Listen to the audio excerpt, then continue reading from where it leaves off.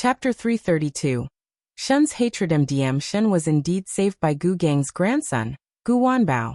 She was originally a girl from a small town, the only daughter of her parents. Her family background was not bad.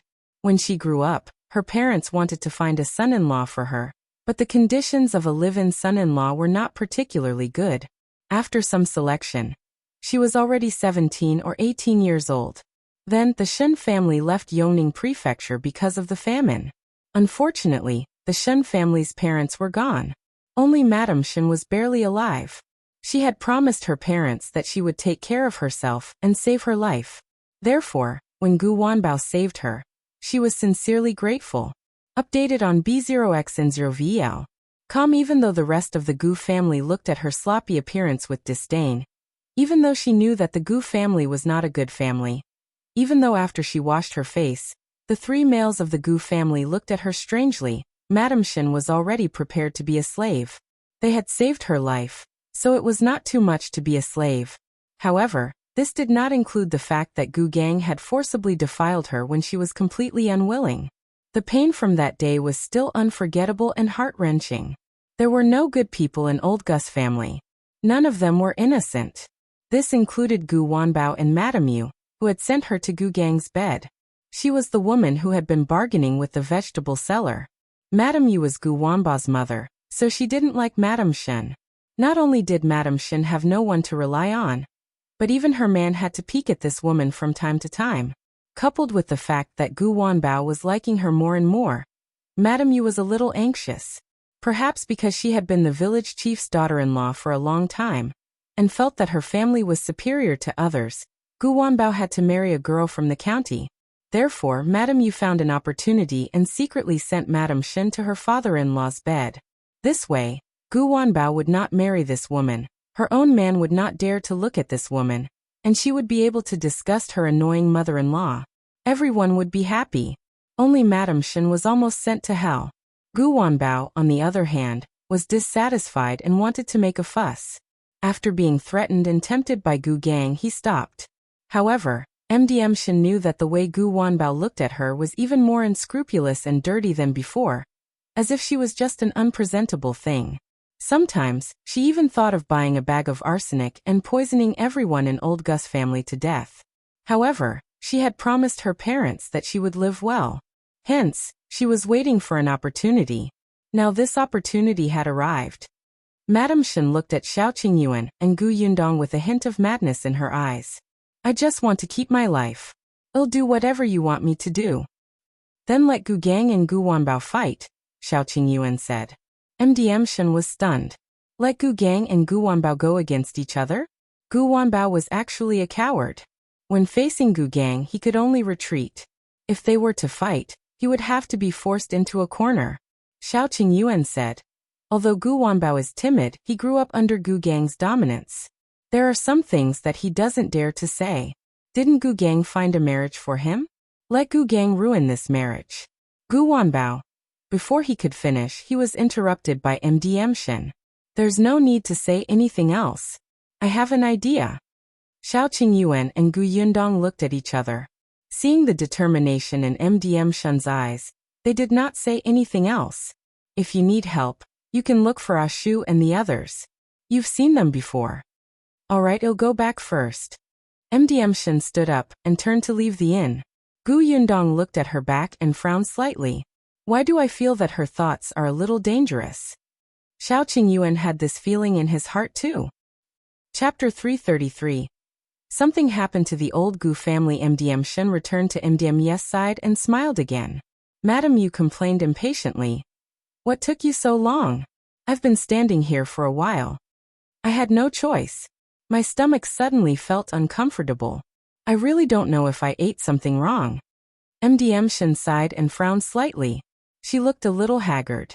Yu immediately exclaimed. The food this morning was made by mother-in-law. Could it be that she wanted to say something but hesitated, as if she was concerned. Seeing Shun's expression suddenly darken, she immediately felt happy. She loved watching these two mother-in-laws fight. Because Madame Shun was not feeling well, the two of them sped up. After hurriedly buying things, they took the ox cart back.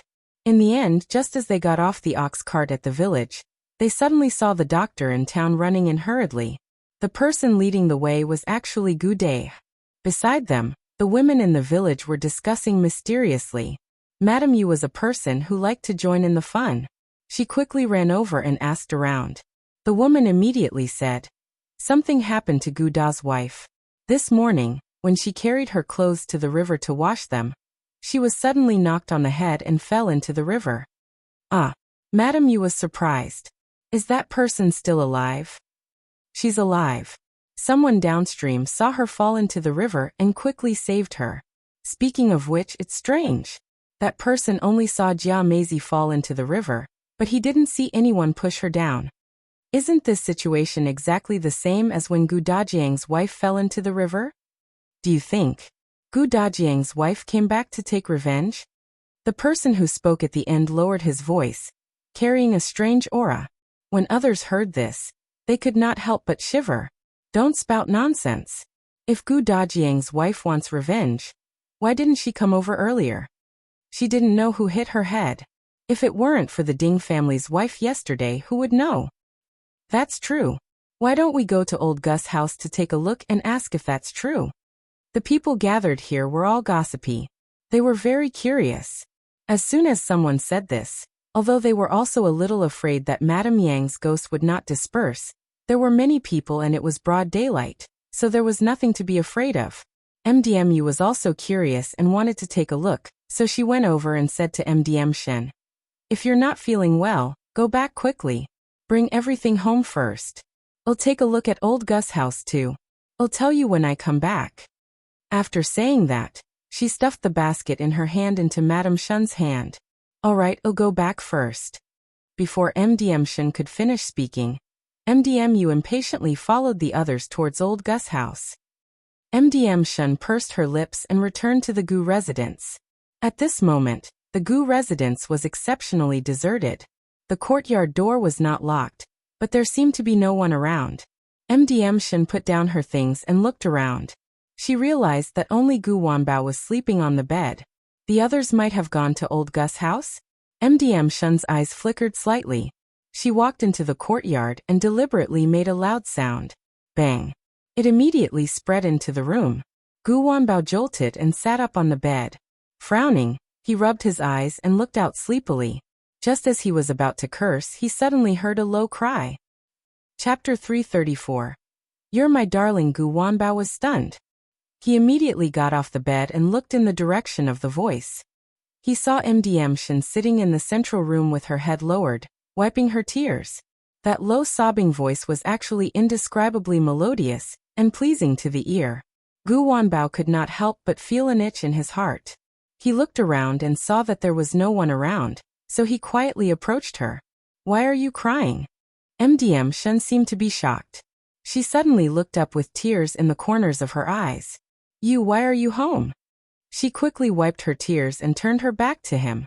"I just came back from work and I'm tired. I'm resting in my room." In fact, he had been fooling around outside for the entire night, and had only returned in the morning. After all, he was going to get married soon. At that time, it would be inconvenient for him to do anything with a wife at home. Of course, he had to go out and have a good time before he got married. He asked again, "Why are you crying?" MDM Shen shook her head. "It has nothing to do with you." "How so? We're family now. Tell me quickly who bullied you." MDM Shen sneered. "What family? Who's your family? You're getting married soon. When the time comes, your family will be another woman. What am I?" As she spoke, she started crying again. She was even sadder than before. Gu Wanbao was stunned for a moment. He carefully thought about what she meant, and his eyes lit up. He smiled casually. "You can't bear to leave me?" MDM Shen did not speak, and only lowered her head to hide her tears. Wasn't her silence a tacit agreement? Gu Wanbao's vanity was greatly satisfied. He leaned forward. "Tell me, did you miss me?" MDM Shen seemed to be annoyed by his interrogation. She suddenly turned around and pushed him. "So what if I did? You're going to marry someone else. I'm already your grandmother." Gu Wanbao laughed. "What grandmother? Is there a grandma as young as you? You're my darling. I really cherish you. I can't tell. She looked as if she didn't believe him, but the corners of her mouth curled up uncontrollably. Gu Wanbao looked at her seriously. Don't be sad. My heart is filled with you. You ignored me a while ago. Were you angry with me? Now that you see that I'm getting married, you're nervous? Nervous about what? Why should I care? You don't mean what you say. I'm just. Before MDM Shen could finish speaking, footsteps came from outside. I'll hide first. Gu Wanbao quickly turned around and returned to his room. Madame Shen looked at his back and snorted. The next moment, Gu Gang's wife, Madame Wang, strode in. When she saw Madame Shen, she scolded her. How long have you been here? Don't you have to work? If everyone is waiting for you to cook, won't we starve to death? Gu Wanbao walked out with sleepy eyes. Grandma, why are you shouting? You woke me up. Madame Wang's expression changed. She quickly went forward and said, Wanbao, you're here. I'm sorry, I didn't notice. I won't be noisy anymore. Why don't you sleep for a while more? I'm already awake. Why should I sleep? He looked around. Where are my parents and the others? They're all at Gu Chuanzong's house. His family has the most trouble. Madame Wang was originally watching the commotion, but when she saw her daughter-in-law, Madame Yu, go over, she found out that they had returned from the county city and hurriedly ran back to find trouble with Madame Shen. Gu Wanbao's interest was piqued. What happened to that family? It said that they encountered a ghost. It's broad daylight. Where did the ghost come from? Then I'll go take a look too. Gu Wanbao ran out. When he arrived at old Gus' house, he saw that it was indeed surrounded by people. When he finally squeezed in, he heard his grandfather talking. Chapter 335. Scared to death. Why doesn't your family ever stop? Previously, Bian Yuanji attracted a county magistrate. 2 days ago, the Ding family's wife came to cause trouble. Today, you said that your wife encountered a ghost. Can't you live a good life? Gu Gang was very impatient. He lectured Gu Chuanzong like a grandson. Gu Wanbao listened with great interest outside. However, he was curious about what Gu Da's wife looked like after she encountered a ghost. Hence, he quietly blended into the crowd and walked towards Gu Da's room. There were a lot of people surrounding Gu Da's room, and they couldn't be chased away. Everyone wanted to hear what the doctor had to say. The old doctor only took her pulse slightly and said, "She's fine. She was just shocked. She just needs to rest well." "But doctor, there's a big bump on the back of my wife's head. How can she be fine?" Update on Biomicron X0 VL. Xiaomicron. The old doctor glanced at Gu Dai. "You said it's a big bump yourself. It will disappear after a while. What's the hurry?" Gu Dai wanted to say something, but the old doctor had already left impatiently. As soon as he left, the others immediately asked, "Da's wife, what happened? Did you see anyone smash your head? Did you really encounter a ghost?" Jiamazi, who had already woken up, could not help but shiver. She did not know who hit her on the head, but she knew that she was not by the river when she fainted. When she was at the foot of the mountain, she felt a pain in her head and fainted. However, the women who had saved her just now said that when they saw her, she was standing by the river upstream. They called her a few times, but she did not respond. Instead, she fell straight into the river, and there was no one beside her. She looked as if she had been possessed by a ghost. Without needing anyone to remind her, Jiamazi almost immediately thought of Madame Yang. Wasn't it exactly the same when she pushed Madame Yang into the river? But the problem was that when she pushed Madame Yang, she happened to be at the corner of the river. At that time, a big rock blocked her figure. Therefore, no one could see if Madame Yang had fallen accidentally or been pushed down. However, no one had expected someone to be so vicious as to kill someone. Therefore, when Gu Dajiang asked, the women by the river said that she had slipped and fallen into the river and hit her head. As it happened, Madame Yang had become stupid, so she naturally could not defend herself. However, Madame Jia was different. There were no obstacles around the place where she fell into the water. Everyone could clearly see that she was standing alone by the river with her body leaning forward. At that time, a woman called out to her. Then she fell. Jiamazi was still afraid when she thought about it. She even felt that Madame Yang might be beside her. The people in the room were still discussing loudly. Gu had a headache from the noise and suddenly roared. All of you get out. Didn't you hear the doctor say that my wife needs a good rest? Get lost. As he spoke, he asked his eldest son, the 12-year-old Gu to chase them away. Gu picked up the broom beside him and waved it at the crowd. A group of gossipy women. Do you have nothing better to do? Get out, get out. As he did this, everyone left one after another. However, they were cursing and swearing. Some even said that Jia Meizi deserved it. This was her retribution. The third branch of the Gu family, Gu Dahu and his wife, also came to visit. The two of them looked at each other and laughed. Now the two branches had completely fallen out with each other, and did not even greet each other. Seeing Jia Meizi encounter such a thing, the two of them were indescribably happy. Unexpectedly, just as they were about to return to their room, they suddenly heard two voices discussing from the corner of the wall. Chapter 336. Hiding merit and fame. Gu Dahu suddenly stopped in his tracks and pulled Madame Chang back. He pressed his lips together and shushed her. Soon, the discussion gradually became clearer. Gu Da's wife must have suffered retribution. Madame Yang must have come back to take revenge on her. Who asked her to be so vicious and evil? Do you think Gu De will also suffer retribution? Gu De didn't break his sister-in-law's head and push her into the river, right? Otherwise, why was Jia Meizi the only one who got into trouble today? Hey, you don't know about this, right? Another person said mysteriously. Let me tell you. Gu De was drunk some time ago and personally said that on the way to Qingan Prefecture, he knocked his niece's head and even snatched a tael of silver. I heard that his niece was already half dead at that time. Do you think she died because he knocked her? Update on Biomicron X0 VL. Siomicron. There's such a thing? That's why I wondered if his niece would seek revenge on Gu De. The two of them chatted for a while before suddenly getting up and leaving. Gu Dahu stood where he was deep in thought. On the other hand, Madame Chang hurriedly walked around to look at the two people who were talking. Unfortunately, she could only see the backs of the two men. They were wearing the clothes of ordinary villagers. She did not know who they were. When she returned, she saw Gu Dahu's eyes shining. He pulled her back to the room and whispered, I have an idea. Do you want to hear it? What is it? Second sister-in-law has harmed eldest sister-in-law. Isn't there a retribution now? Then second brother has harmed Yundong. Shouldn't he pay the price too? Madame Chang was stunned. Gu Dahu cackled. Second brother wanted Yundong's life. Of course, he could not take second brother's life, but second brother's silver. The couple lowered their heads and began to discuss in detail.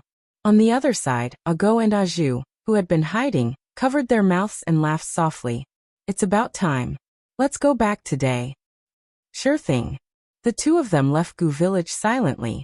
Because of the Gu village was the combination of two villages, the other village had few people and was poor. After they returned from the wilderness, some houses could not be lived in, so some people moved to the empty houses in Gu village. Therefore, there were always strangers coming in and out of this place, so the two of them were not so conspicuous. The two of them returned to Jiangyu County and entered the inn. In the end, they only saw Mao waiting for them alone. Mao and Ashu woke up early to look at the houses in the county city. After all, they could not leave for the time being, and it was inconvenient to stay in the inn all the time. After looking around, they all moved over, leaving only Mao here to bring them to the place. The new courtyard was a little remote. They wouldn't be staying there for long anyway. Ago was a little excited when he went in. After sitting down, he could not wait to tell them what had happened in Gu village. That Jia Meizi really thought that she was possessed by a ghost. She was so frightened that her face turned pale. I'm dying of laughter.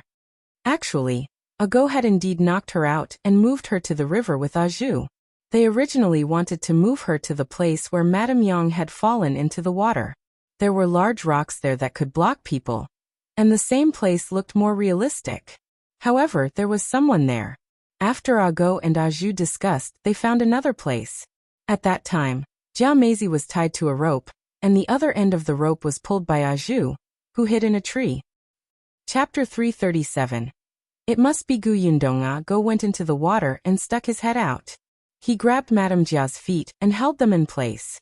From afar, it was like Madame Jia was standing facing the river, her body leaning forward as if she was about to fall. However, they could not see Ago in the water. When they called out to Madame Jia, Ago untied the rope on her body and Madame Jia fell into the river. In order not to kill anyone, Ago even put her head aside. Then he swam to the other side and immediately changed his clothes when he got ashore. Fortunately, the weather was gradually getting warmer. Although it was still a little cold, Ago felt fearless.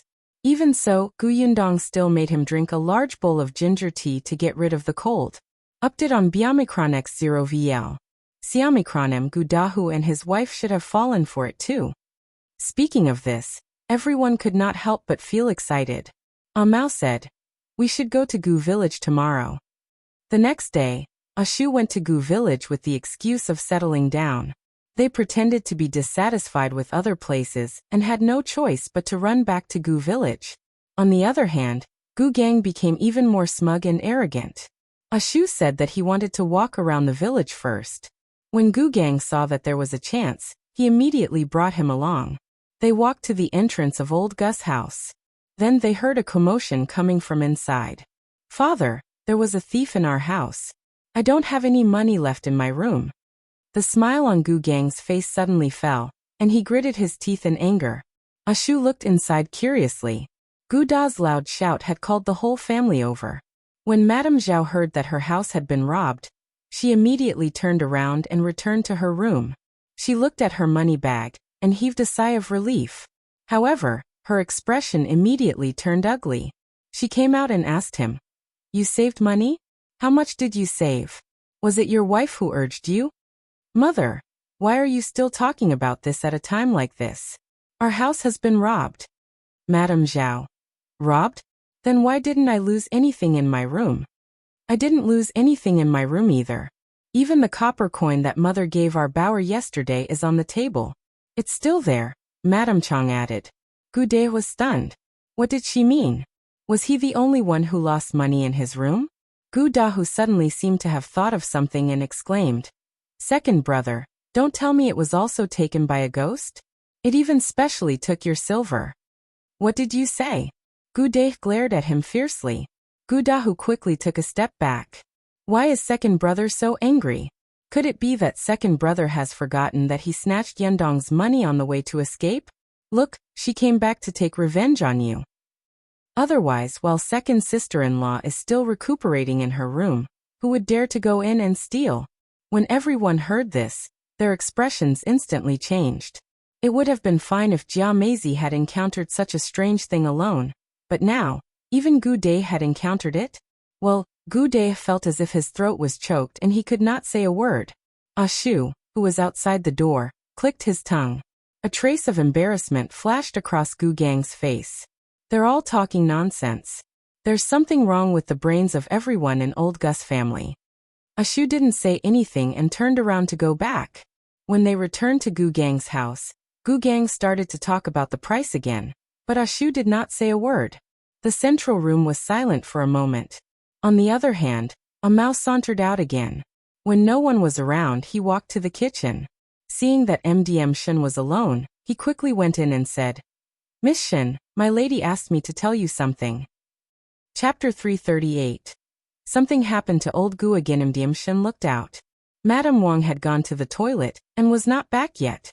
She took a step forward and asked, "What is it?" Mao said, "My lady said that there are many ways to take revenge. If this path doesn't work, we'll find another one. However, it's not worth it to sacrifice yourself for revenge." When Madame Shen heard this, she was stunned. Did that Miss Gu guess something? She pursed her lips and looked up to say something. But Mao had already left. Update on Biomicron X0 VL. Xiaomicron MDM Shen secretly pinched her fingers. Another way? Of course she knew there were other ways, but she didn't want to wait any longer. She would not throw herself in. "Why are you standing at the door? Did you do something wrong? Did you secretly eat something?" "Huh." Madame Wang's voice suddenly sounded in her ears. Madame Shen was pushed by her, and instantly lowered her eyes to hide the disgust in the corners of her eyes. She did not say a word. However, Madame Wang refused to give up. "Why are you acting like this again? Alright, there's a piece of meat missing. You must have eaten it secretly." I knew that you're not a good person. I was only gone for a while. Your hands and feet are dirty, right? I was wondering why you spent so much money when you went to the county city to buy things yesterday. Were you the one who kept some of the money? Her cursing continued. Gu Gang finally couldn't help but walk over and slap her. Can you stop? The guests have been scared away. Do you think everyone is as petty and stingy as you? Madame Wang screamed. You hit me again? She pounced on him and scratched him with her nails. MDM Shin silently retreated to a corner and watched them fight to the death. On the other side, Ashu had also returned. However, he told Gu Gang that he had to consider it carefully and would come back another day. The next day, Ago and Aju came over. Then something happened to old Gus' family again. It was said that when Madame Jia came out of the outhouse in the morning, she saw the youngest son of the third branch take out a stone from Gu Dahu and his wife's room and plan to throw it away. Then, she recognized that it was the stone that she had dug out from the ground and thrown away. Jia Meizi exploded on the spot. She snatched the stone and beat the child until he almost vomited blood. Hence, the two branches started fighting again. Madame Jia insisted that it was Gu Dahu and his wife who had smashed her head, not Madame Yang's ghost at all. Of course, Gu Dahu and his wife did not admit it. They felt that Madame Jia was deliberately slandering them because the second branch had lost money and wanted to extort a sum from them. Old Gu and Madame Jia were in a terrible fix. Not to mention stopping the fight, they were even injured. The villagers were all watching the commotion. Only then did they realize that Madame Chang, who looked soft and weak, actually had extraordinary combat strength. She pressed Madame Jia down and beat her up until she cried like a ghost. On the third day, Amao and Ashu came again, so something happened to old Gus' family again. The two branches of old Gus' family wanted to split up, but old Gu refused. Madame Zhao said that they wanted to follow third brother. This was because she knew that her second son and wife were lazy and greedy. Moreover, she had sold Gu Xiener previously. Madame Jia must have a grudge against them. Gu Dai did not want to take care of this couple either, so he agreed readily. However, the condition was that they had to share more of the family assets as compensation for Gu Xiener. Madame Zhao said that she did not have money. When no one was paying attention, Gu Feier secretly ran to the third branch's room to search for silver. He actually found 8 taels of silver. The Gu family was stunned, and Madame Zhao was even more dumbfounded. She had only saved 15 taels of silver for so many years. Chapter 339. The end of the old Gu family. Gu Dai leaned over to take a look and realized that one of the pieces of silver looked very familiar. When he took a closer look, he immediately recognized it. Wasn't this his? He remembered that when he went to exchange for copper coins, the silver fragments were in this shape. At that time, he even joked that the silver fragment was twisted too uniquely, and the two gaps were a little symmetrical. Gu Dai rushed up on the spot and hit Gu Dahu. He scolded him for being a thief and wanted to send him to the officials. He scolded his brother's wife for being a murderer and trying to murder Madame Jia. The two branches started fighting again. This time, even the children were involved. Old Gu shouted at the top of his lungs. No one listened to him at all. Madame Zhao cried even louder. Many things in her house had been smashed. On the fourth day, Ago and Aju came again. Then something happened to old Gus' family again. The 5th day, the 6th day, the 7th day. On the 8th day, old Gus' family's 2 branches had already reached a point where they could not get along. The villagers seemed to be watching the show every day. Gu Gang wanted to interfere, but he realized that Gu Wanbao had been making things difficult for him recently. The two of them had quarreled several times, and he had even said that he did not want to get married. The rumors had even reached the ears of his future in-laws. Gu Gang was already in a terrible fix over his own family's matters, so how could he have the time to pay attention to old Gus' family's situation? By the time he came back to his senses, something had already happened to old Gus' family. It was said that Jia Meizi had suffered too much during this period of time. It was mainly because they were at a disadvantage every time they fought with the third branch. The third branch's couple were good at secretly scamming people. Others did not expect their martial arts to be so strong. If they fought, the second branch would always lose. Update on Biomicron X0 VL. Siomicron M that day, When Jia Meizi saw the eldest daughter of the third branch, anger surged. She thought about how her Sienner's life was still unknown, and how she worked like a slave for others. How could the daughter of the third branch enjoy life at home? At that time, her eyes were bloodshot. She stuffed the 12-year-old girl's mouth, and put her into a sack and brought her to the county city. On the way, someone saw that something was wrong with her and noticed that Madame Chong was looking for someone. They roughly guessed it and told Madame Chong. Madame Chong rushed to the county city in a hurry, and happened to see Madame Jia planning to sell her daughter to a brothel. Her eyes were about to split open as she went up and started fighting.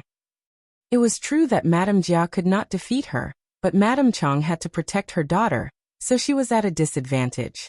Unexpectedly, Madame Jia took the opportunity to tear off her clothes and expose most of her body in public. Who were the people in the brothel? They were all despicable men. Madame Chong was stunned and her mind went blank. In the end, it was her daughter who escorted her back. After Madame Chong returned, there was something wrong with her and she was in a daze. The doctor said that her brain had been hurt, and was afraid that she would be like this in the future. However, Madame Zhao even said that she was embarrassing and wanted Gu Dahu to divorce Madame Chong. Gu Dahu was so angry that his entire body was trembling. He pushed Madame Zhao and almost made her fall. He rushed into the kitchen, grabbed a knife, and ran to the second branch's room. Madame Jia was trembling in fear.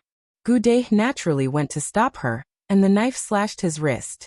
The tendons in Gu Da's hand were broken, and his right hand was completely crippled. However, Gu Dahu did not give up. He steeled his heart and cut off the tendons in Gu Da's left hand. Old Gu's house was covered in blood. When Old Gu and Madame Zhao rushed in, they saw Gu Dahu lying in a pool of blood with a scream. Madame Jia was knocking Gu Dahu away. Then, she picked up the knife that he had dropped on the ground and slashed his leg. Old Gu collapsed to the ground. The last thought in his mind was, if I had known this would happen, I wouldn't have sharpened the knife yesterday. Chapter 340. The godlike Gu Yundong. The villagers were shocked by such a huge incident. Madame Chong went crazy. Gu Da's hands were crippled and Gu Dahu broke his leg. Madame Zhao wanted to sink Madame Jia into the pond. When Gu Gang heard this, he almost fainted. By the time he arrived at the Gu residence, the entire courtyard was filled with tragic cries. The villagers hired 2 doctors, but their medical skills were not very good. They could only stop the bleeding and save their lives. As for curing them, that would be too difficult for the doctors. Gu Gang went to look for Old Gu. The latter sat weakly in Gu Dahu's room with his back hunched. It was as if a lot of white hair had grown out of his head in an instant. His vitality had been sucked out of him, as if he had aged many years. Madame Zhao was in Gu Da's room. She got someone to grab Madame Jia and shouted at the top of her lungs, "Get rid of her and sink her into the pond." It was all this scourge's fault. All her fault. If it weren't for her, Madame Chong wouldn't have gone crazy, and third son wouldn't have been so angry that he cut off second brother's tendons. In the end, Madame Jia even cut off third brother's legs. Their 2 strong laborers, her 2 sons, were ruined. Destroyed. You're a jinx. Since you married into our family has never lived a good life. Well, sink her into the pond. Her screams could be heard clearly by everyone outside, including Old Gu and Gu Gang. Update on Biomicron X0 VL. Xiaomicron Gu Gang frowned and asked him, "What do you think?" Old Gu wiped his face and looked at his third son on the bed. Then at Madame Chong, who was sitting at the head of the bed in a daze. In the end, he thought of his second son who was also lying down and sighed heavily. Karma. It's all karma. As he spoke, he got up and bent down to go to the second branch's room. He said to Madame Zhao, whose eyes were still fierce, "Let second daughter-in-law stay." Madame Zhao turned to look at him in disbelief. Old Gu said, "Second brother is already like this. Someone has to take care of him." "I can take care of him." "What about third son?" Madame Zhao opened her mouth. Thinking of Madame Chang's appearance, she probably could not rely on her. She could only do it herself. Old Gu continued, "Besides, if you sink her into the pond, who will do all the work in our family? Or are you going to arrange another wife for second brother? But our family spent most of our money on the treatment just now. Besides, look at second son. No one is willing to marry him again." But, old Gu said in a low voice, at most, you can just torture her in the future. Let this matter go. Don't make a fuss. Our family is already like this. What are you still making a fuss for? Let's not talk about anything else. For the sake of your eldest grandson, you can't sink her into the pond. Otherwise, what if your eldest grandson wants to get married in the future? After Madame Zhao heard this, she looked at Madame Jiao with a vicious gaze. Madame Jiao was also afraid now. At that time, she was just hot-headed. She did not expect things to develop to this extent. Now, as long as they did not let her sink into the pond, she would do anything. Now that things had come to this, old Gus' words made sense. In addition, his eldest grandson was still pleading on the side. Madame Zhao could only give in. However, Madame Jiao's life would be difficult in the future. Therefore, old Gus' family has suffered heavy losses this time. When Ah Go and the others reported the situation to Gu Yundong, they were extremely excited. Miss Gus' foresight was godlike. She was too smart. Look at how she had tormented old Gus' family. Gu Yundong knew that old Gus' family would not have a good ending. After all, she knew the weaknesses of that family too well. They were all selfish. What she cared more about now was, what about Miss Shen? Chapter 341. You adulterous couple. At the mention of the Shen family, Ah Shu and Ah Mao looked at each other. Of course, they already knew how Madame Shen planned to deal with Gu Gang. Although they felt that it was not worth it, there was nothing they could do since Madame Shen insisted on doing so. Ah Shu said, Miss Shen asked me to help her tomorrow. She should be preparing to reel in the net. Gu Yundong nodded. Go there early tomorrow. The next day, Ah Shu went to Gu Village again. Recently, Gu Gang had been very frustrated. Gu Village was not peaceful because so many things had happened to old Gus' family. Ah Shu, whom he had always thought could extort more money from, always said that he would consider whether or not to settle down here. Every time he thought there was hope, something would happen to old Gus' family. Then, Ah Shu would go back. This dragged on day after day. Therefore, Gu Gang really hated old Gus' family to the core. He was considering whether he should chase this useless family out of Gu Village.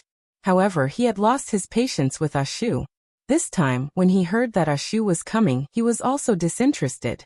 It was only when Ah Shu's cousin came over and said that Ah Shu wanted to see the homestead that he suddenly came back to his senses. Had this guy made up his mind? Gu Gang immediately tidied himself up and left. Ah Shu was standing not far from his distant cousin's house. He pointed at a place and said that he wanted to buy 1 acre. Gu Gang still stated the previous price, and there was no room for negotiation. Although Ah Shu was unhappy, he still agreed. Unexpectedly, Gu Gang pushed his luck and asked for 5 taels of silver as he had to bribe the officials. When Ah Shu heard this, he exploded and started arguing with him on the spot. He said that Gu Gang was a blood-sucking bug, that he was black-hearted, and his words were very intense. It provoked Gu Gang so much that he almost fainted. He pointed at Ah Shu and told him to get lost. He didn't have to come again. Then he went home angrily. There was no one at home. Gu Gang was so angry that his throat was smoking. He wanted to go to the kitchen to drink water. Unexpectedly, he heard strange rustling sounds. Among them was his concubine Madame Shen's. There was something wrong with that sound. Gu Gang followed the sound and saw that the door to his room was ajar. He could hear laughter coming from inside. He only heard a few words before his anger surged. He suddenly pushed open the door. What greeted his eyes were 2 people in disheveled clothes hugging each other. One of them was Gu Wanbao, his good grandson. The other was Madame Shen, his beloved concubine. What a match made in heaven! Gu Gang pointed at them with a trembling finger. You adulterous couple, you actually did such a thing, you did such a thing. Slowly, even his body began to tremble. He turned around to look for something, as if he wanted to beat them to death. Seeing that there was a wooden stick beside the door frame, Gu Gang took it. Madame Shen screamed in fear and hurriedly hid behind Gu Wanbao. She said pitifully and dependently, What should I do? Wanbao, save me. Hell, kill me. What should I do? I'm so scared. Initially, Gu Wanbao was still a little timid. However, he had been quarreling with Gu Gang recently, so his courage slowly grew. Coupled with Madame Shen's stimulation, he immediately puffed out his chest and stood in front of her.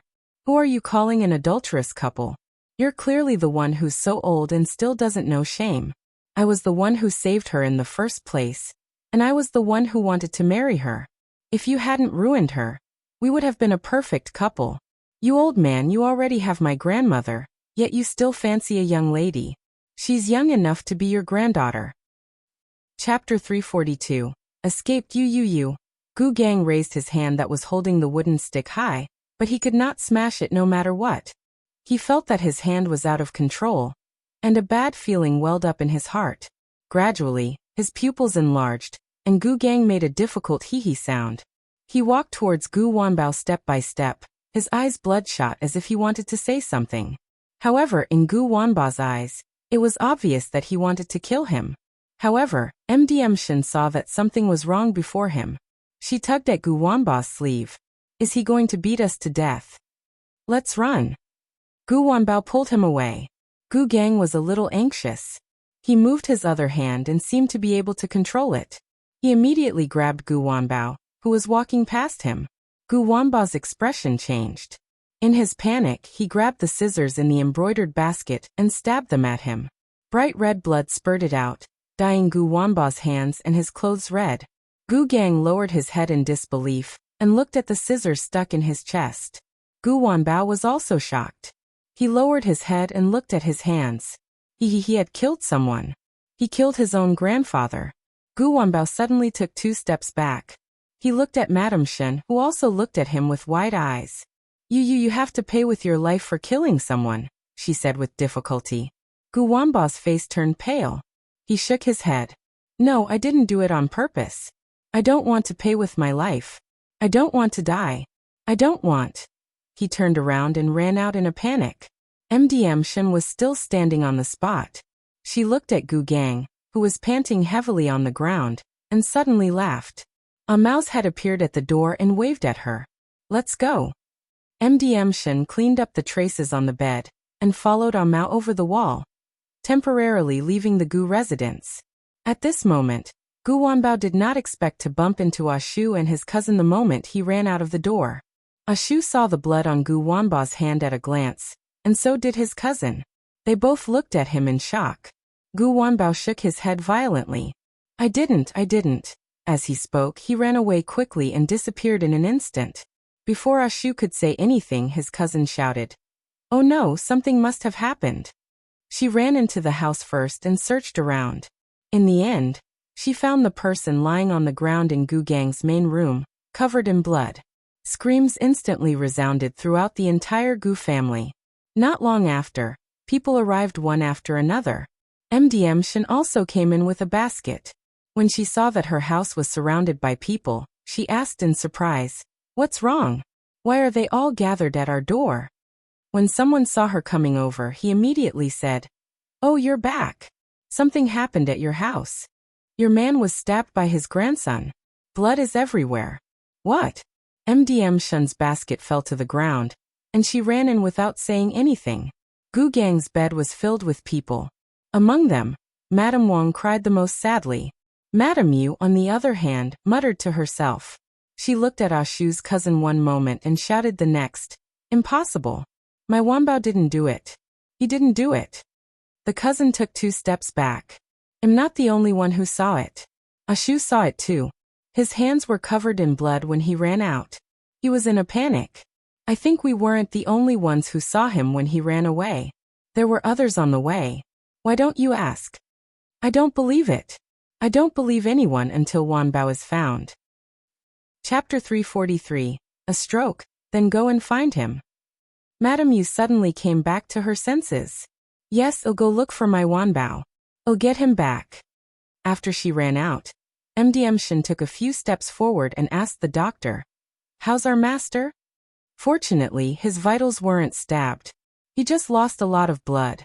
However, he suffered a huge shock and fell ill. He had a stroke. He has to be taken good care of in the future. The doctor shook his head and sighed. A stroke? Everyone was stunned. Madame Wang stopped crying. She lowered her head and looked at Gu Gang, who could not even speak. She was a little stunned. How could this be? How could he have a stroke? What would they do in the future? When the villagers heard this news, They were inexplicably happy. Although Gu Gang was the chief of Gu village, while most chiefs were doing it for the benefit of the family, only Gu Gang was focused on his family's money, and even sucked blood from his clansmen, which had long caused everyone to be dissatisfied. Unfortunately, the position of the patriarch was not so easy to shake. At that time, most of the elders were on Gu Gang's side.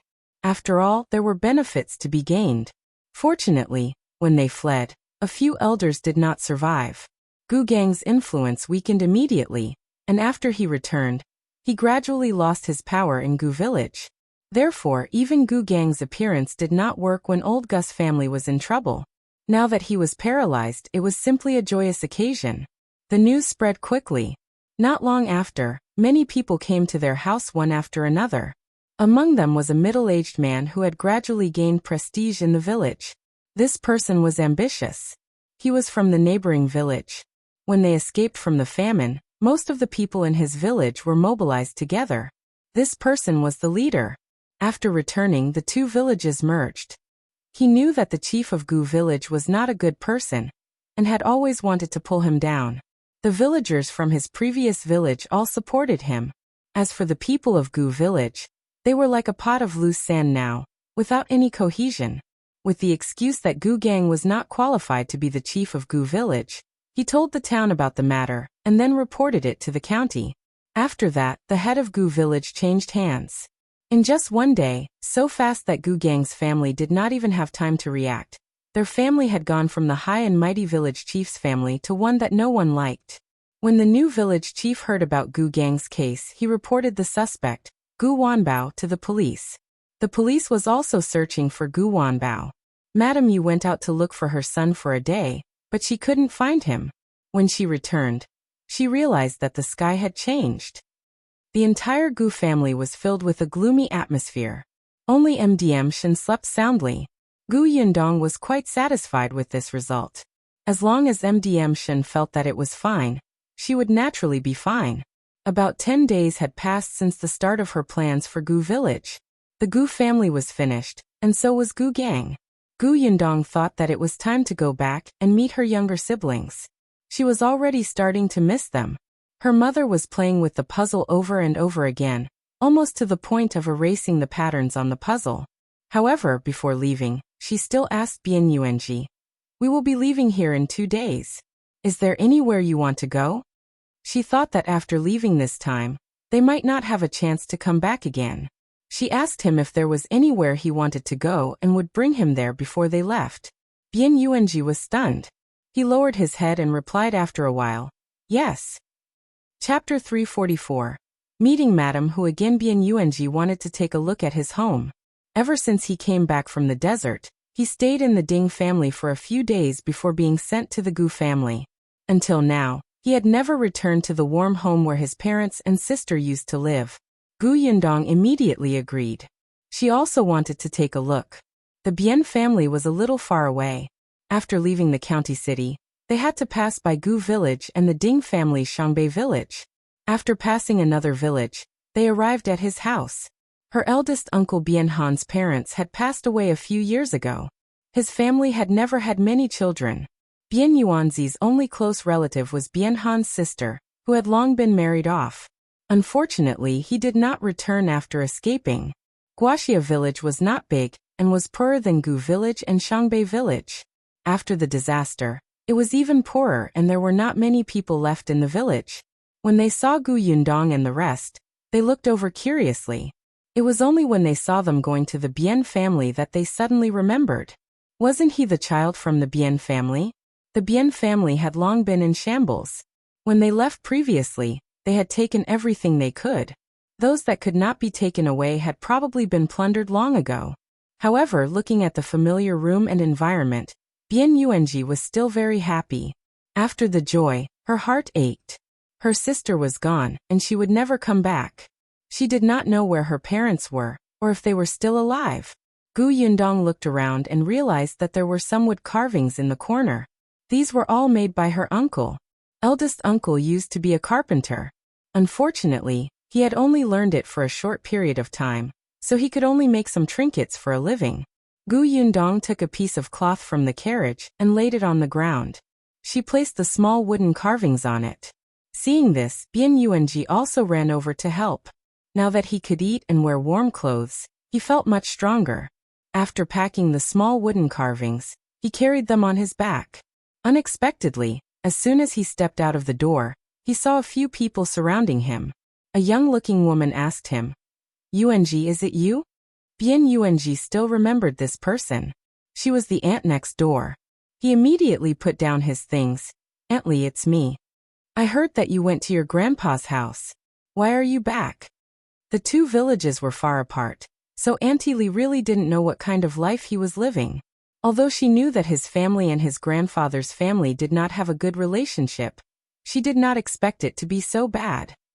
Bien Yuanji looked at Gu Yundong, then turned around and said, "I'm not at my grandpa's house anymore. I'm out. Auntie Li, I'm leaving. I might not come back in the future." Aunt Li was stunned. She looked at him, then at Gu Yundong and MDM Yang. She did not ask further. She just sighed and said, "No matter what, it's good to be alive.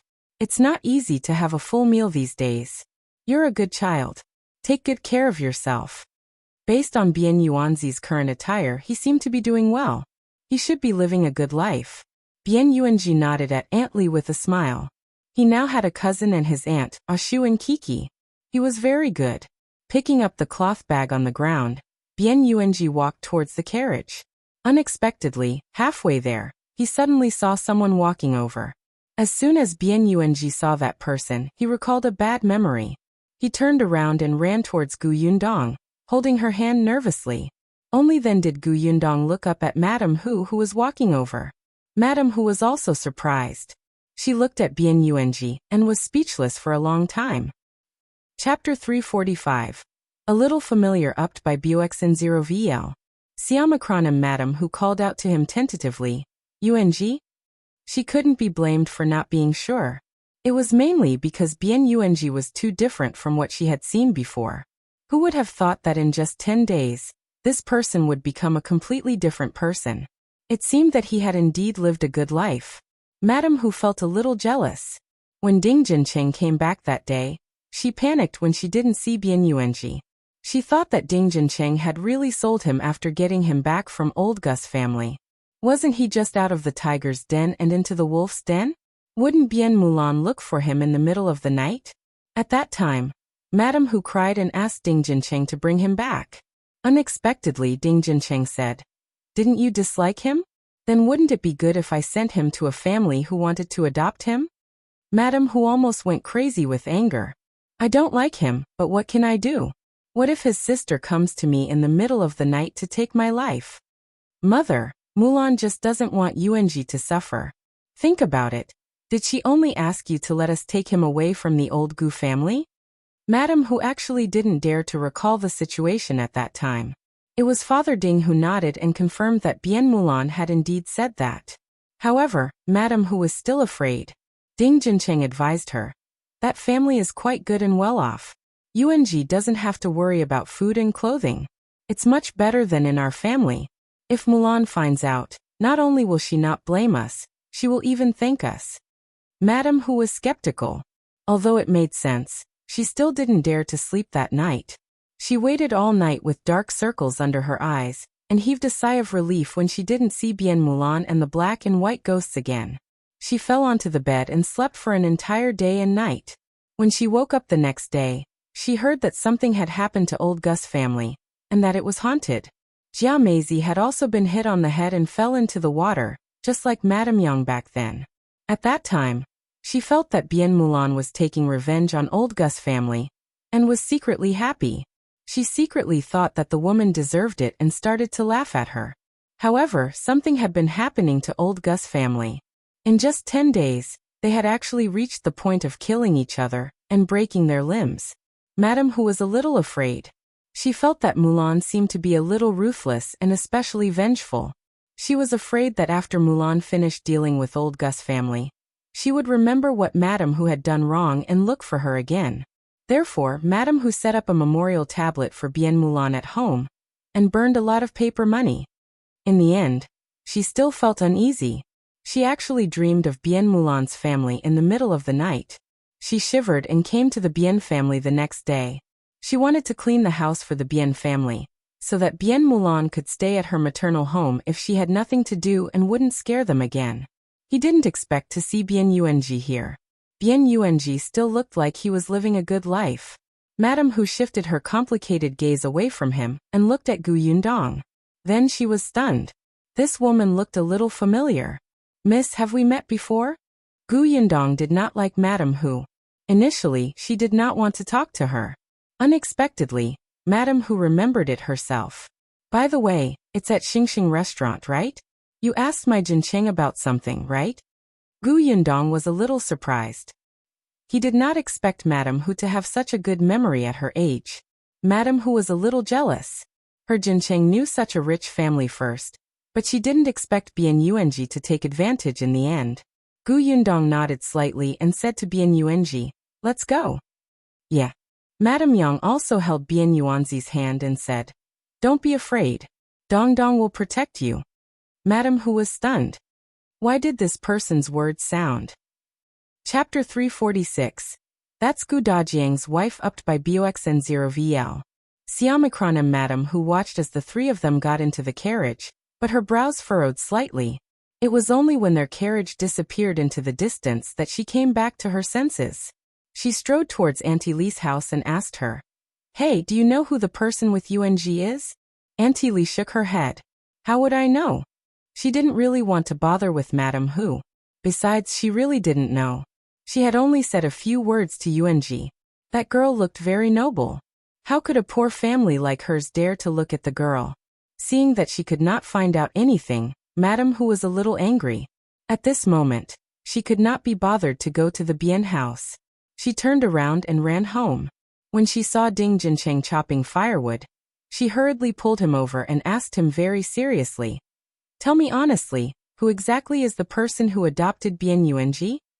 Ding Jincheng was taken aback, and his gaze drifted a little. "Didn't I say it already? It's just a kind-hearted family who pitted UNG. Don't lie to me." Madame Hu suddenly shook off his hand and said angrily, "I met them all today. Not only did I meet Bien Yuanji, but I also met Gu Dajiang's wife." Yes, the woman who spoke like a child was Gu Dajiang's wife. Of course, she recognized Madame Yang. It was just that the Madame Yang she saw today was too different from before. Not only had she gained weight, but her face had also become better, and her clothes were neat. She didn't dare to look at her anymore. It was only when she heard Madame Yang's words that she suddenly connected the two of them. However, Madame Hu could not believe it no matter what. Still, along the way, she was certain that it was Madame Yang, who was the woman holding Bien Yuanzi's hand. Ding Jincheng saw that his mother had seen them, so he did not hide it anymore. He pursed his lips and said, "That person is Yuanzi's cousin." "Cousin? She's eldest Uncle Gu Dajiang's daughter." Psst, Madame Hu's eyes widened. Gu Dajiang's daughter? Madame Yang's daughter? No wonder Madame Yang was also there. She frowned tightly. Gu Dajiang's daughter was back, and she looked rich. She returned to Jiangyu County, but she didn't show up. She didn't go back to Gu Village, but only asked you to bring Bien Yuanji out? Ding Jincheng nodded. Yes, she knew that Bien Yuanji wasn't doing well. The Gu family didn't like him, so she took him away. She doesn't live in Jiangyu County? Ding Jincheng still nodded. Madame Hu lowered her head and thought for a moment. Suddenly, she clapped her hands and smiled. Then she turned around and left. A bad premonition flashed across Ding Jincheng's mind. He suddenly pulled her back. "Mother, where are you going?" "Where am I going? Ha ha ha ha ha. I'll go to old Gus' house." Madame Hu gloated. "They extorted a tale of silver from me and tortured me. Do you see that? Old Gus' eldest granddaughter is so promising now. She clearly came back, but she doesn't even enter the house. Ha ha ha. Isn't that hilarious?" "Mother. Hey, don't stop me. If old Gu finds out, he'll definitely regret it and die. I have to tell them that their rich granddaughter came back and took Bien Yuanji away without even looking at them. Ha ha. I want to laugh when I think of old Gus' face when he hears that." Madame Hu was extremely excited. She just wanted to see the world in chaos. She struggled free from Ding Jincheng and wanted to leave. Chapter 347. I'm not scaring you. Ted by BXN0VL. Siamikronem, however, when Ding Juncheng heard her words, he broke out in cold sweat. He hugged her and dragged her back. Mother, mother, don't go. Not only did he drag Madame Hu back to the house, but he also locked the door. Madame Hu was furious and pinched his hand desperately. Why are you stopping me? Mother. Ding Juncheng pressed her down on the chair and said with a serious expression, if you want me to lose my limbs, go ahead. Madame Hu, who was about to hit him, paused and looked at him in surprise. What do you mean? Mother, have you forgotten what happened to old Gus family recently? Ding Juncheng took a deep breath and lowered his voice. I suspect that the eldest daughter of the Gu family is behind old Gus family's matters. Huh. Madame Hu's eyes widened, as if she didn't believe it. Her? How is it possible for a girl who didn't even dare to speak loudly in the past to do that? I'm not scaring you, Ding Juncheng said. In the past she didn't dare to speak loudly, but now she does. Don't forget that at Xingxing restaurant that day, other than her, there was a man who looked powerful and influential. Now that the eldest daughter of the Gu family has a backer, she's more confident. The last time she saw me, her gaze was so terrifying that I was afraid of her. Madame Hu was stunned. There did seem to be a man. She thought of the Gu Yindong she had seen today. Her gaze was indeed a little scary. She slowly calmed down, but she still couldn't believe it. But didn't the second and third branches of old Gus family fight between themselves? That's why I find it scary. Ding Juncheng did not expect them to be involved, but the last time he passed by Gu village and saw a go, he found it strange. Bian Yuanji had already been sent back, so why would this person who had been with Gu Yundong appear? When he heard that something had happened to old Gus family, and that it was very tragic, he could not help but shiver. He did not even dare to go to the county city during this period of time. Mother, think about it. Why didn't anything happen to old Gus family earlier or later? Why did something happen as soon as Yuanji left? Why did Gu Yundong stay in Jiangyu County even though she had already rescued Bian Yuanji? Why did old Gus family get into trouble, and even Patriarch Gu became like that? These people all have a grudge against Gu Dajiang. As Ding Juncheng spoke, he couldn't help but swallow his saliva. I suspect that the Gu girl came back this time to take revenge. Gu Dajiang must have died. Perhaps his death is related to old Gus family, so when she becomes capable, she comes to find trouble with old Gus family. The man she followed is obviously powerful. Mother, let's not get involved with them. Otherwise, we won't have a good life either. He had been thinking a lot these past few days. The more he thought about it, the more he felt that this was the case. He even suspected that his parents' encounter with a ghost had something to do with her. Madame Hu was stunned when she heard this. However, when Ding Juncheng said that, his tone was scary, making one's hair stand on end. She glared at him. Then I won't go? Don't go. Madame Hu wanted to laugh at old Gus family, but when she thought of the miserable state of old Gus family, she decided to forget it. What if this woman realized that they were bad to Bian Mulan and Bian Yuanji? Gu Yundong did not know that Madame Hu had almost gone to Gu village to announce her return, but it did not matter even if she did. The Gu family was already in such a state. So what if they knew that she was the one who did it? Chapter 348, Preparing to Bid Farewell You. Ted by BXN0VL. Siamikronem. Now that the matters here were almost resolved, since his father was not here, Gu Yundong was prepared to go back. She gave the owner of Xingxing restaurant more than 10 caddies of white sugar, and asked him to pay more attention to Gu village. If Gu Dajiang or his aunt and uncle returned, he would tell them that she was safe and that she and the family were at the Xuanhe prefecture. Gu Yundong had left him the address of Aunt Kes' house in the prefectural city of the Xuanhe prefecture. This was to prevent old Gus family from running to Yongfu village to cause trouble when they heard the news. Secondly, there were many people going to the prefecture capital, so it would be easier to find Aunt Kes' house. Originally, she had wanted to leave Niet Song's address. After all, Aunt Ko was now staying in Yongfu village. If she liked that place, Gu Yundong also wanted her to continue staying there. Otherwise, it would be too difficult for her to live alone. However, Niet Song's family was wealthy. If her father and the rest went over, they might not be able to see Nye Kong. It was better to leave Aunt Kes' address. When the time came, She would have to trouble the neighbors to keep an eye out. The owner of Xingxing restaurant liked white sugar very much and had a good relationship with Gu Dajiang. He agreed without hesitation. When everything was settled, Gu Yundong began to pack her luggage and clothes. She had not stayed here for long, so she did not have many things. However, he bought a lot of trinkets for Madame Yang and Bian Yuanji as a memento. Just as she was packing her luggage, there was a knock on the door. A Mao's voice came from outside the door. "My lady, Miss Shen is here." Gu Yundong was stunned. She opened the door and saw MDM Shen standing outside. She was dressed in dark green clothes and looked a little haggard. When she saw Gu Yundong, her smile was very gentle. Gu Yundong glanced at the bag on her back and was a little surprised. "What are you?" "I'm here to bid you farewell." Gu Yundong let her in and poured her a glass of water.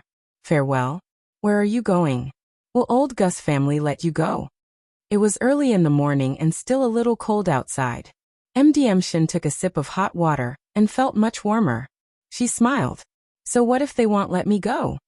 Gu Gang could not even speak. He stared and drooled all day. Madame Wang wanted to detain her as a slave. Now that Gu Gang was no longer supporting her, Madame Wang wanted to bully her to death, but she was no longer obedient. As for Madame Yu and her husband, they were still trying their best to find out where Gu Wanbao was. Didn't Madame Yu use such a despicable method to send her to Gu Gang's bed? Because she was afraid that Madame Shen would pester Gu Wanbao. Now Madame Shen would let her have a taste of losing her son. MDM Shen was overjoyed and her smile became brighter. "Back then, when Gu Gang wanted to take me in as his concubine, I lied and said that I had lost my household registration certificate. In fact, I had been hiding it all along. When Gu Gang wanted to go to the government office to get me a new one, I thought of a way to delay it until now. Although I'm his concubine on the surface, I'm still a good citizen. Even if I escape, they can't do anything to me." Although the refugees had been back to their hometown for some time, because the two villages had merged, many household registrations were still unclear, so she was not an exception. Gu Yundong admired her. "Then where do you plan to go?" "I'll just go home." MDM Shen sighed faintly. "I remember you saying that your home is in a town on the other side of Feng County, right? Feng County is not close to here. It could even be said that it was far away. After leaving Jiangyu County, they had to pass through the Yongning Prefecture. Why don't you wait for another day? We'll give you a ride. We have to pass by anyway." Chapter 349, A Favor You.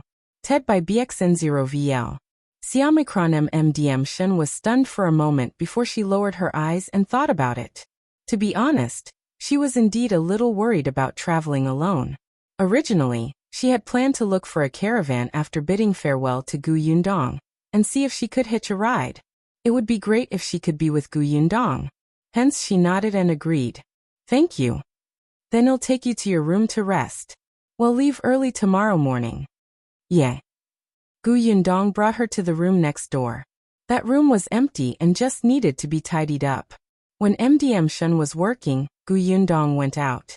Unexpectedly, as soon as she walked out of the courtyard, she saw Ah Mao and the other three pushing each other towards her. Gu Yundong stopped in her tracks and glanced at them. The four of them immediately straightened their backs. However, their eyes did not stop rolling for a moment. Anyone could tell that they wanted to say something, but hesitated. Gu Yundong entered the central room and said, "Do you have anything to say to me?" The four of them quickly walked in and looked at each other. After a while, Ah Mao, who was the boss, said, Miss, we want to beg me for something." "Beg me for something?" Gu Yundong was surprised. Why did it sound so serious? She couldn't help but sit up straight. "Go ahead." "Well, miss, can you bring us back to the Xuanhe Prefecture?" Gu Yundong could not help but be stunned. She blurted out, "Brother Xiao didn't say that he wanted to take you away?" Brother Xiao?" Xiao Qingyuan, who had just stepped through the door, suddenly stopped in his tracks. This was the first time he had heard her call him Brother Xiao. Why did it sound so nice? Xiao Qingyuan couldn't help but smile. He tried his best not to laugh out loud. He cleared his throat and strode into the central room. Gu Yundong turned her head and saw him. She looked at the spring breeze on his face in confusion. What happened? Why was he so happy? Xiao Qingyuan silently walked to a chair at the side and sat down. He picked up his teacup and drank his tea quietly. Continue chatting. He pretended that he didn't exist. She could continue to call him Brother Xiao. Gu Yindong felt that there was something strange about him. They were talking about him, and he was present. How could they continue chatting? However, Mao could still continue. He said, "Young Master Xiao said that it's up to you whether we stay or leave." Xiao Qingyuan nodded slightly. Gu Yindong was speechless. Didn't you bring them from the prefectural city? He had already ordered them around for so many days. Had he not decided if he wanted to take them away? Gu Yindong could not help but rub her forehead. He pointed outside and said, "Go pack your things. Buy everything you need. If you need money, ask Xiao Qingyuan." "All right." The four of them immediately cheered up and skipped out of the door. Xiao Qingyuan was a little disappointed. Why did she call his name again? Mao quickly poked his head in. "Young Master Xiao, we..." Xiao Qingyuan could only stand up and leave expressionlessly. Gu Yindong looked at his back and was puzzled. Why did it feel like he was a little disappointed? Could it be that he did not want to bring Mao and the other three along? No way. Didn't he say that Mao and the others were very smart? If they were nurtured well, they would be his right-hand men in the future? Moreover, they had already done bad things together. It was not good to leave them behind. Gu Yindong shook her head and returned to her room to continue packing. The next morning, the group loaded the items into 2 carriages, checked out of the inn, and set off for the city gate. Chapter 350, Follow-up of Gu Village U. TED by BXN0VL. Xiaomicron sitting in the carriage, Bian Yuanji looked very happy. He would be able to see Ashu and the others soon. Although he had yet to find his parents, his cousin was right. As long as he lived well, he would definitely be able to see them. MDM Shen was also sitting in the carriage. As she watched this place that had given her a painful experience get further and further away, her mood was unprecedentedly calm. Unfortunately, Gu Village was not peaceful at all. After Madame Wang found out that she had disappeared, she started to shout everywhere that she had eloped with someone and wanted to find her and drown her in the pond. It was a pity that Gu Gang was no longer the village chief. At most, he was only the patriarch of the Gu family in name. However, it was likely that he would not even be the patriarch soon. As the new chief of Gu Village, he did not react to Madame Wang's words at all. He even heard from the family living next door to Old Gus family that Madame Wang had tortured Madame Shen until she ran away, so he reprimanded Madame Wang fiercely. Only then did Madame Wang realize that her family really had no status in the village anymore. They were the kind that anyone could step on. She hated it to death, but who could she blame? In the end, no matter how she thought about it, it was all because of Gu Gang, who had to take a concubine despite being so old. Therefore, when she was taking care of Gu Gang, she became extremely impatient. Not only did she curse, but she also often starved him and kept him cold. Not long after, he became so thin that he was only skin and bones. He did not have any energy left. His son and daughter-in-law didn't care about him at all. They didn't even have enough time to look for Gu Wanbao, let alone care about such a useless person. However, Gu Gang's vitality was still very tenacious. He could not die, so he could only suffer. The Gu family, which was not far away from them, was not doing well either. The brothers had lost their arms or leg. Now he could not do any work and had to lie in bed every day to be served. To the two of them, what was the difference between them and trash? In the beginning, the two of them would still scold each other. Later on, when they ran out of strength, they would lie on the bed in a daze. Their willpower was especially low. Occasionally, when their temper flared up, they would scold their children. After scolding their children, they would scold their wives. After scolding their wives, they would start scolding their parents. Not only had their families been tortured, but they had also destroyed many things. The old Gu family, who had spent almost all their money to treat their injuries, was now extremely poor. The children of old Gus family's 2 branches, who had been slacking off whenever they could, had no choice but to work now. The younger ones had to go to pick pig grass and firewood. Every day, they would come back and look at their swollen fingers with teary eyes. It was only then that they realized what kind of life Gu Yundong and her siblings had led in the past. There was regret and hatred. Why didn't Gu Yundong and her siblings come back? If they were here, they would be the ones doing the work. Jia Meizi was so tired that she couldn't even straighten her back every day. In the past, she was the laziest and most greedy sister-in-law. But now, she couldn't sleep or eat her fill every day. In the day, she had to wash clothes, cook, and go to the fields. In the middle of the night, she had to take care of Gu Dai. Sometimes, when Gu Da's temper flared up, he would hit her. He blamed her for selling the third branch's child and implicating him, causing him to become a cripple. Jia Meizi didn't dare to retort. She had gone back to her maternal family, but what did they say? Meizi, your reputation is ruined now. Everyone in our village knows that you wanted to harm your sister-in-law, and even cut off your third uncle's leg. Now it has already implicated your niece's marriage. If you're divorced, our Jia family will treat it as if we don't have a daughter like you. Chapter 351. The Gu family's granddaughter returned you. TED by BXN0VL. Xiaomicron Jia Meizi could only continue to stay in old Gus' house. She was ordered around by Madame Zhao and scolded by Gu Dai. However, her children did not understand her and pushed all the blame to her. Madame Chang was still in a daze. She did not go out at all, and rarely even left her room. Not only was she unable to take care of Gu Dahu, she even needed her daughter to take care of her. Madame Zhao was furious and deliberately starved her a few times. Madame Chang was so hungry that she couldn't take it anymore and came out, but she directly smashed the door of the main house to find food and almost fought with Madame Zhao. Madame Zhao almost fainted. She was also busy. Madame Chang could not take care of Gu Dahu, so she could only do it herself. There were many things to do at home. She was already so old, but she still had to do it herself. It was the same for Gu Chuanzong. He did not have to go to the fields previously. Before escaping, he had 4 sons. Even though Gu Dajiang worked as an accountant in the county and Gu Dai and Gu Dahu would occasionally slack off, he still had a diligent 4th son. After returning from the famine, he occasionally had to work in the fields, but he also had 2 sons. In order to have a good harvest, the 2 of them had to work. But now the 2nd and 3rd branches did not have any strong laborers. Gu Feier was not young anymore, but he used to rely on the fact that he was the eldest grandson and was always pampered. Even if he was a child from the countryside, he still lived a pampered life. Now he could not lift anything heavy. He could not stand such weather for an hour. The only person in old Gus' family who could work was Gu Chuanzong. Nowadays, he went out early and returned late every day. He was so tired that he went home and fell asleep. Initially, he thought that he would be able to enjoy life with so many sons. Now it was the complete opposite. He had to support 2 families. Gu Chuanzong was very regretful now. If he had known earlier, he would have stopped 4th son from leaving the team to look for Gu Yundong and his mother. At least his youngest son would be filial to him. He sighed slowly and carried the hoe home.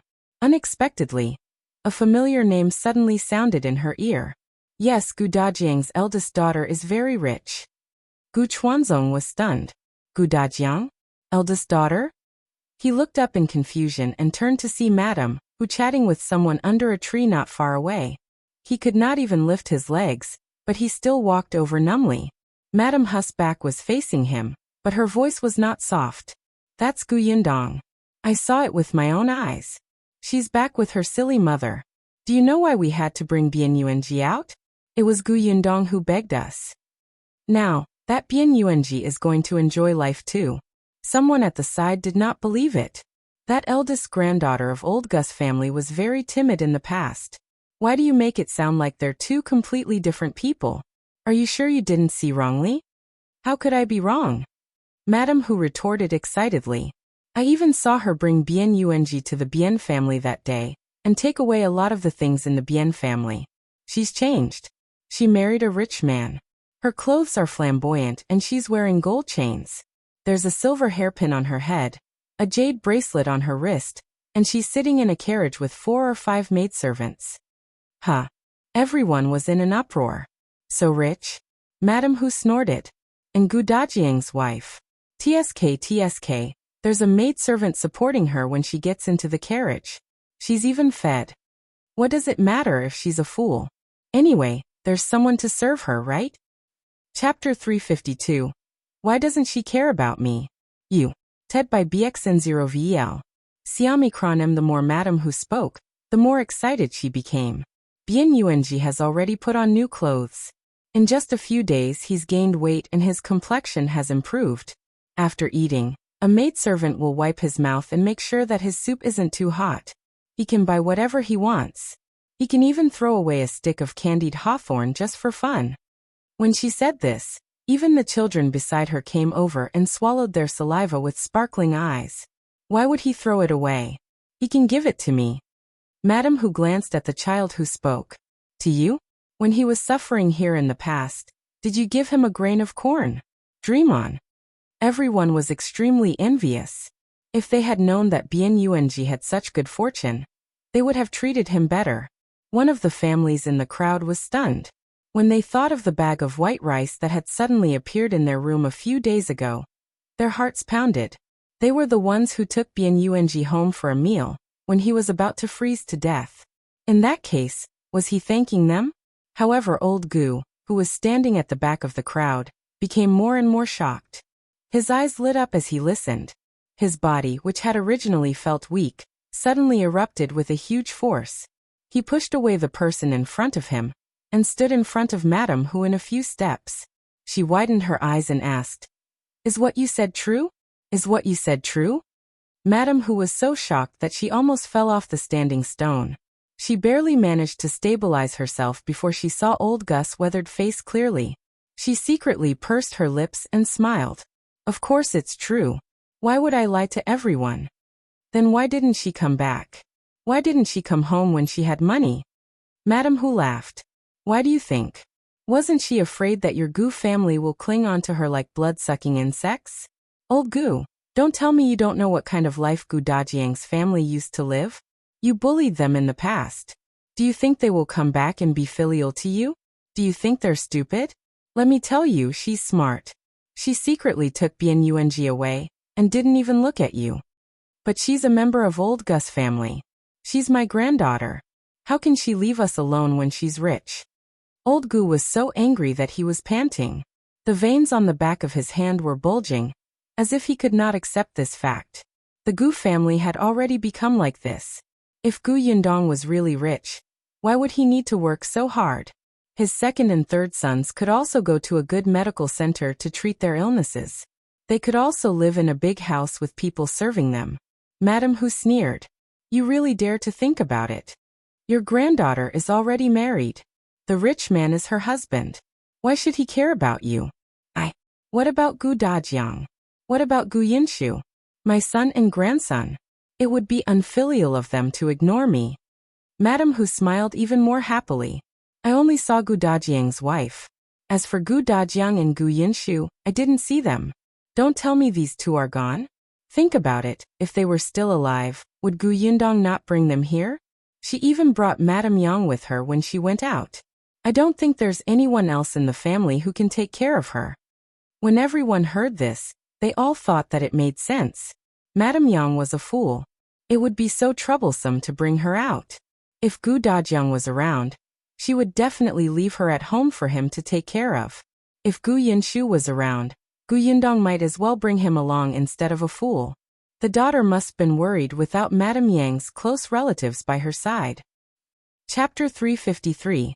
You reap what you sow you. Ted by BXN0VL.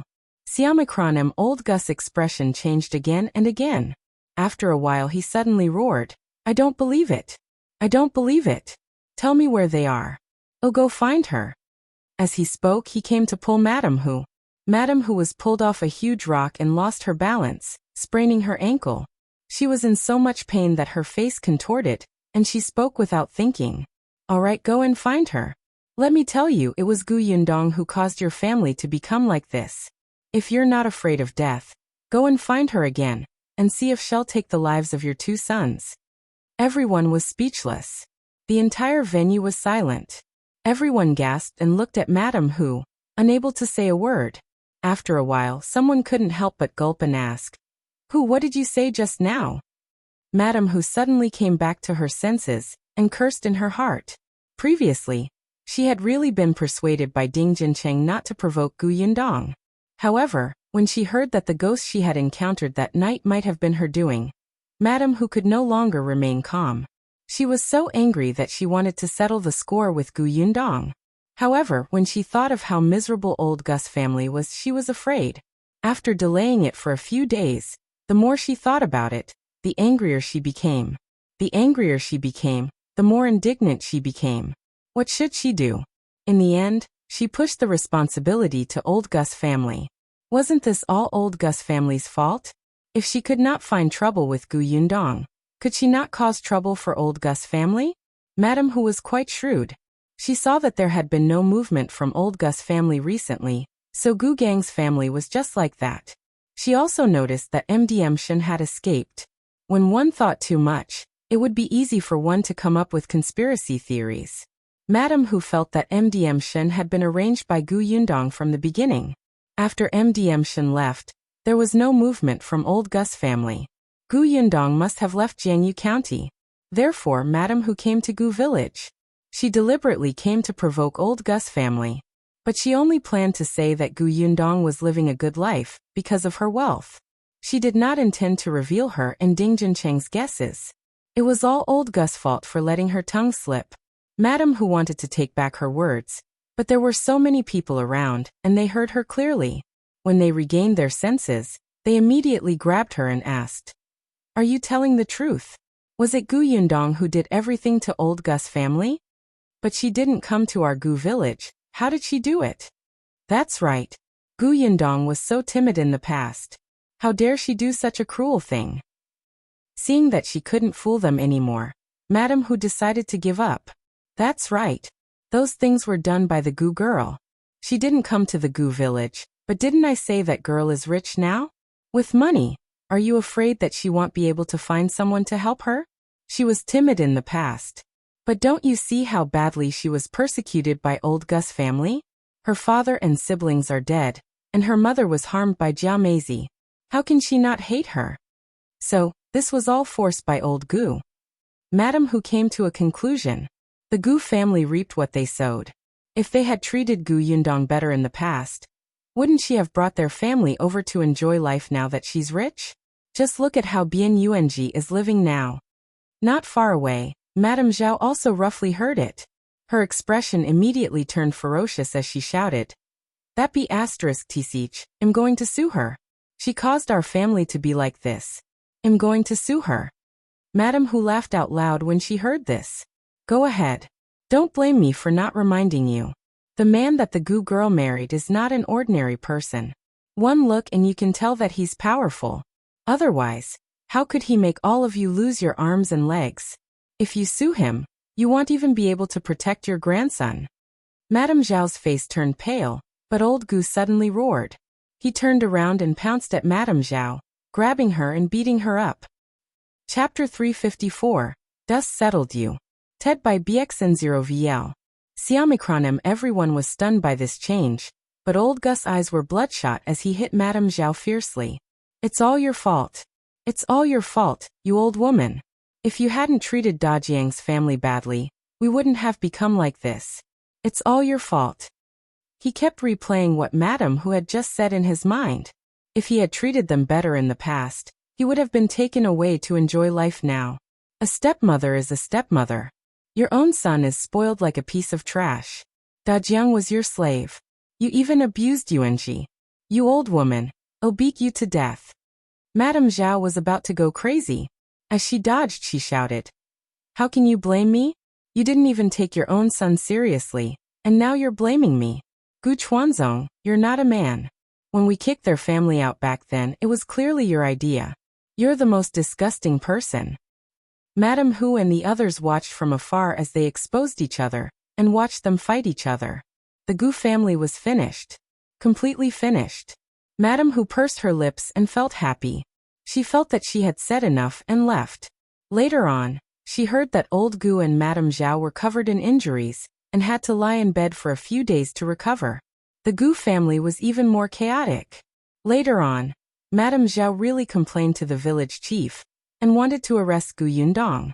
But the new village chief ignored her. Besides, she had no evidence and Gu Yundong was not around. Why should she be arrested? In any case, Madame Zhao did not dare to go to the county city to complain to the county magistrate. She could only go home gloomily. Old Gu had been regretting not treating Gu Dajiang's family well these days. He had gone to look for Madame Hu several times. When he went to her house, he cried bitterly. As he cried, he said that he missed his eldest son and his eldest granddaughter. He asked her where Gu Yundong was. How could Madame Hu know? She was so annoyed by him that she regretted it so much that she had acted rashly. In the end, Ding Jincheng simply told him about the inn that Gu Yundong used to stay in. Anyway, he only knew about that inn. Old Gu went to look for her, but the waiter said that she had left long ago. Old Gu wanted to verify if that person was Gu Yundong, so he listened to the waiter describe how rich she was, how well she ate, and how good she looked. It was as if he was stabbed in the heart. After he returned, he scolded Madame Zhao and the two of them fought again.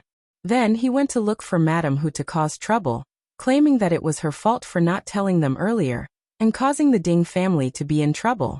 The other members of the Gu family naturally heard about what happened to Gu Yundong. They were jealous and regretful at the same time. In the end, they became envious of Bian Yuanji.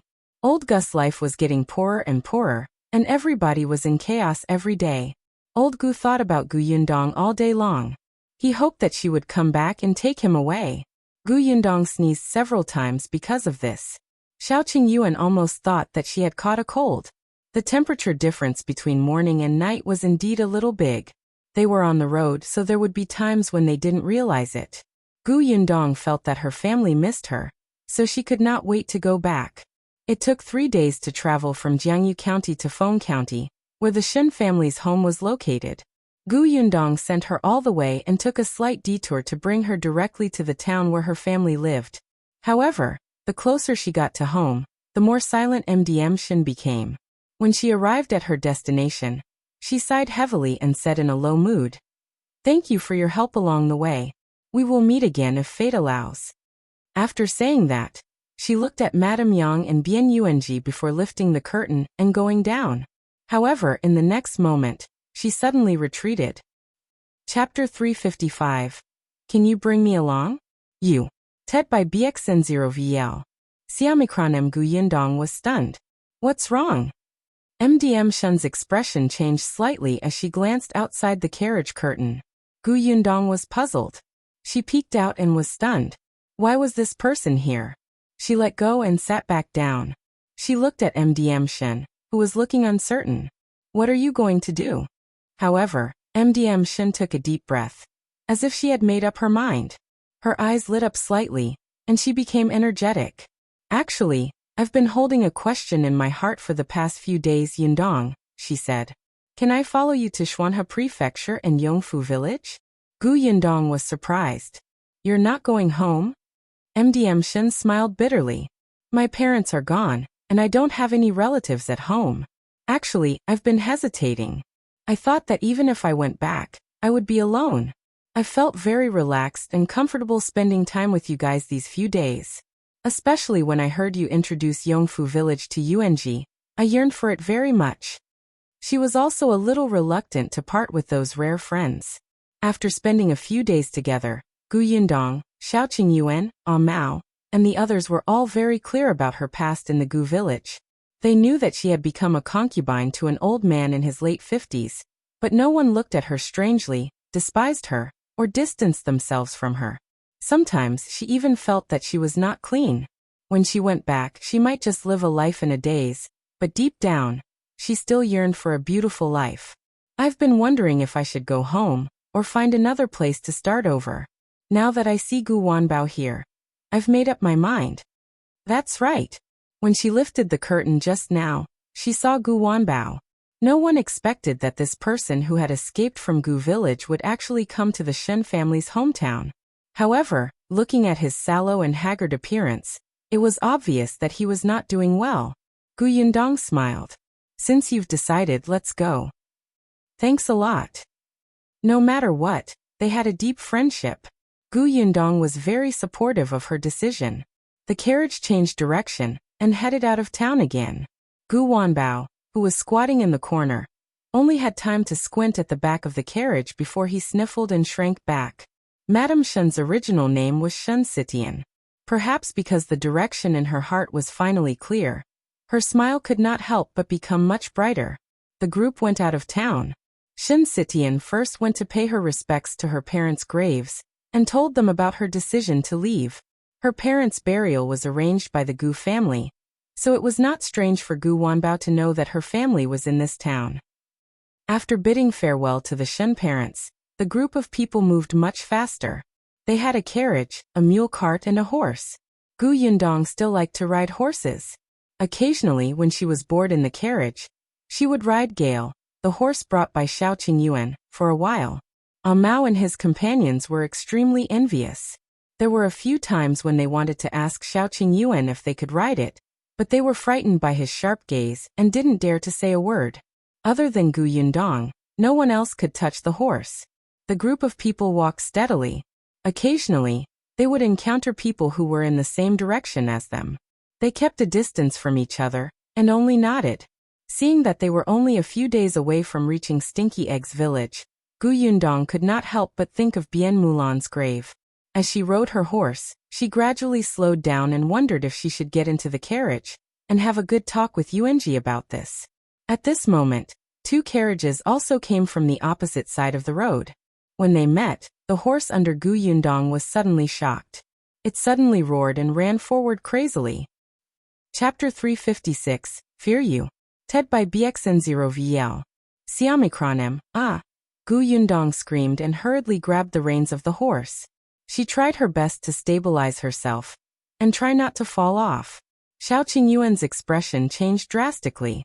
He suddenly pulled the carriage and hurriedly instructed the people in the carriage, "Miss Shen, take good care of them." As he spoke, he took out his dagger and cut off the reins. He mounted Wind Chaser and chased after him desperately.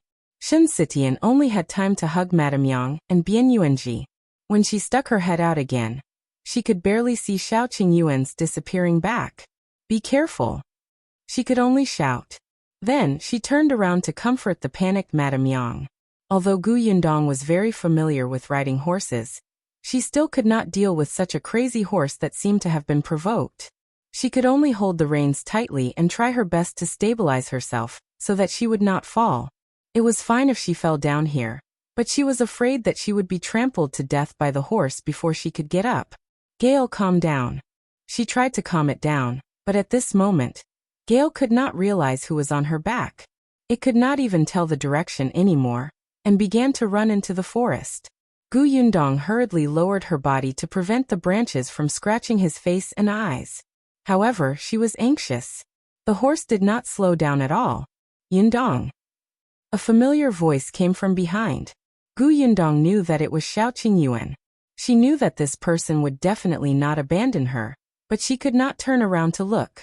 Fortunately, Xiao Qingyuan rode Wind Chaser that was not agitated. Moreover, he had been with Gu Yundong for a long time and clearly realized that she was in danger. He quickly caught up with her. The path in the forest was not easy to take. After Gale was blocked by the trees twice, it finally slowed down a little.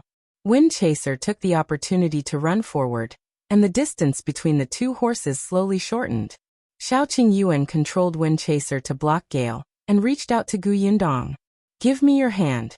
I'll pull you over." The horse was still running, but Gu Yundong was much more relaxed when she saw him. She held the reins with one hand and handed the other to Xiao Qingyuan. Taking advantage of the moment when the two horses approached, she suddenly exerted strength and pounced towards him. Xiao Qingyuan exerted strength and carried her over. Now that there was no one on the back of Gale, it quickly rushed forward again. Xiao Qingyuan could no longer care about it. He only hugged Gu Yundong tightly and calmed his wildly beating heart before slowly stopping. Gu Yundong was also panting heavily. She hugged his waist and gradually regained her senses. After a while she retreated slightly. However, halfway through, the hand on her waist suddenly tightened, and she was pressed back down. Her ears were filled with the sound of a certain someone's heartbeat. "Let's wait a little longer." His voice with lingering fear came from above. Gu Yundong paused and did not move. After a long time, she heard Xiao Qingyuan's slightly hoarse voice. "I almost thought that I wouldn't be able to save you in time." Her voice was still trembling. Gu Yundong was in a daze. She did not expect him to be so afraid. She reached out to pat his back, but as soon as she opened her palm, she could not help but gasp. Xiao Qingyuan was stunned and quickly let go of her. Only then did he see that her hands were already covered in blood from the rains. He was instantly vexed. Gu Yundong comforted him instead. It's all right. There's a first aid kit in the carriage. I'll be fine after applying some medicine. Let's go back now, Xiao Qingyuan said as he turned his horse around. Gu Yundong thought of Gale that had disappeared into the forest. What about the horse? Ignore it. Xiao Qingyuan's voice was extremely cold. Chapter 357. I'll give you money as compensation you. Tet by BXN0VL. Xiaomicronem Xiao Qingyuan still hugged her tightly and rode back with her. They had already run a long way. Madame Yang and the others were probably worried to death. Xiao Qingyuan thought that the injury on her hand needed to be treated properly, and couldn't help but speed up. However, when they saw where the carriage was parked from afar, their faces could not help but darken. Mao and the others were either holding their stomachs or hands and feet as they fell to the ground, groaning in pain. Shen Sitian protected Madame Yang and Bian Yuanji as she stood beside the carriage, and looked at the people opposite her warily. There were 7 people standing in front of them. One was a middle-aged man dressed in riches who looked like the master. The other was a boy in his early teens. There were 2 tall men who looked like guards. There were also 2 coachmen and a maidservant. There were also 2 carriages behind them. This group of people was the ones who had brushed past them at that time. Xiao Qingyuan rode his horse forward. When Mao and the other 3 saw them, their eyes lit up.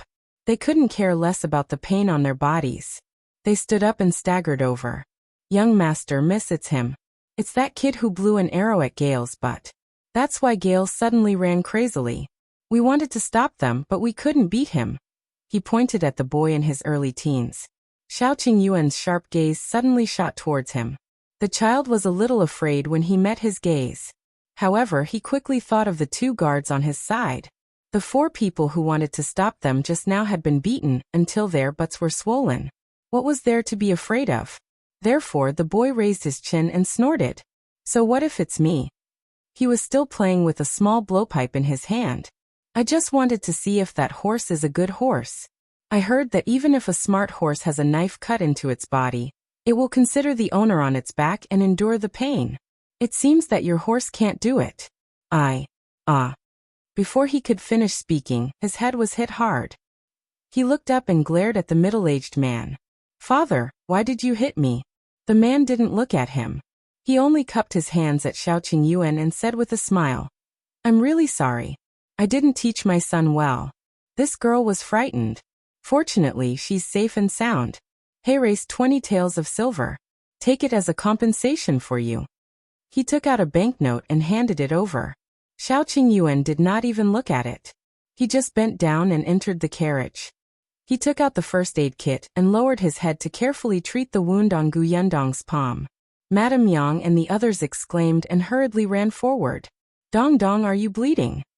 Madame Yang's heart ached terribly. She lowered her head and blew on it for her, her tears almost falling. Gu Yundong could only comfort her. It's all right, it doesn't hurt. The man's outstretched hand was a little awkward. When he saw Gu Yundong's palm, he suddenly realized something and quickly took out another banknote. This is 50 taels. Please accept it. Xiao Qingyuan still had his head lowered. He had already wrapped her hand with gauze layer by layer. The corners of Gu Yundong's mouth twitched. Wasn't it a little too thick? Seeing that the strangers had ignored them again and again, the child finally couldn't help but say, Hey, my father is talking to you. Do you hear him? Seeing that the hand was treated, Xiao Qingyuan let go and walked towards the child. One of the guards instinctively sensed danger and reached out to stand in front of the child. The child was a little unwilling to be protected, which made it seem as if he was afraid of them. Chapter 358. So handsome that I want to scream you. Ted by BXN0VL. Xiaomicronem he pushed the guard away and raised his chin high. He looked at Xiao Qingyuan with disdain. Why? Do you want to hit me? Our Ahai and Afeng are experts. Look at your 4 servants. They wanted to attack just now, but they were beaten until they cried for their parents. It's extremely embarrassing. Mao and the other three trembled in anger, but what he said was the truth. Even if they were tied up together, they would not be able to defeat the two guards. Xiao Qingyuan looked down at the child and suddenly grabbed his wrist, dragging him to the side. Ah! The child was shocked and screamed. The expression of the guard standing beside him, Ahai, changed drastically. He raised his hand and was about to hit Xiao Qingyuan. With a swoosh, an arrow suddenly shot over. Ahai subconsciously dodged to the side, but the arrow brushed past his shoulder, leaving a trail of blood.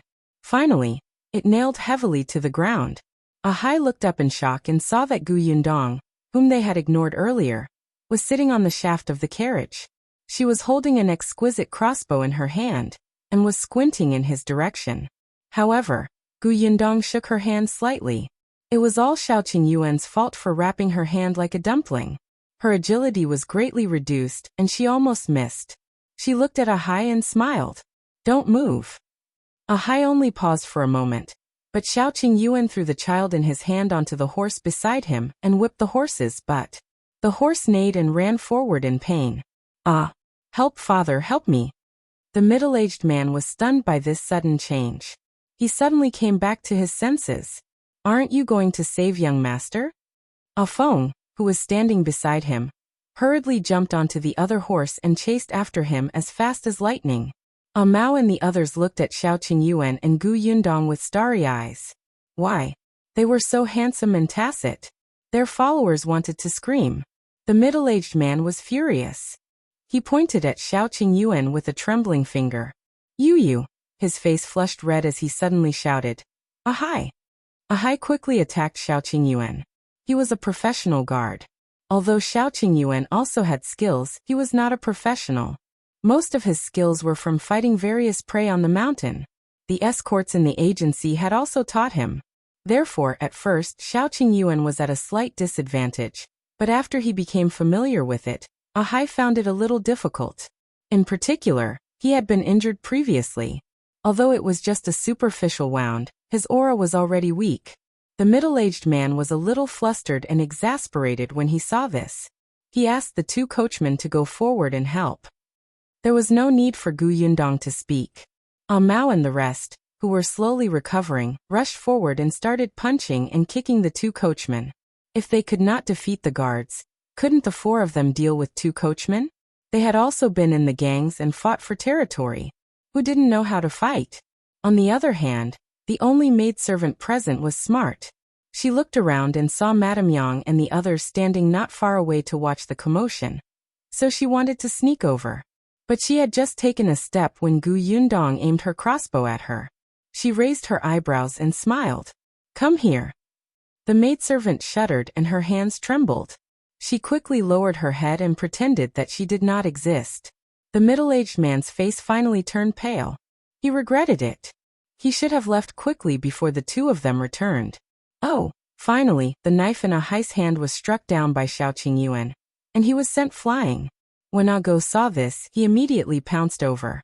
He picked up the rope and tied the man up. He could not help but hit the man's head.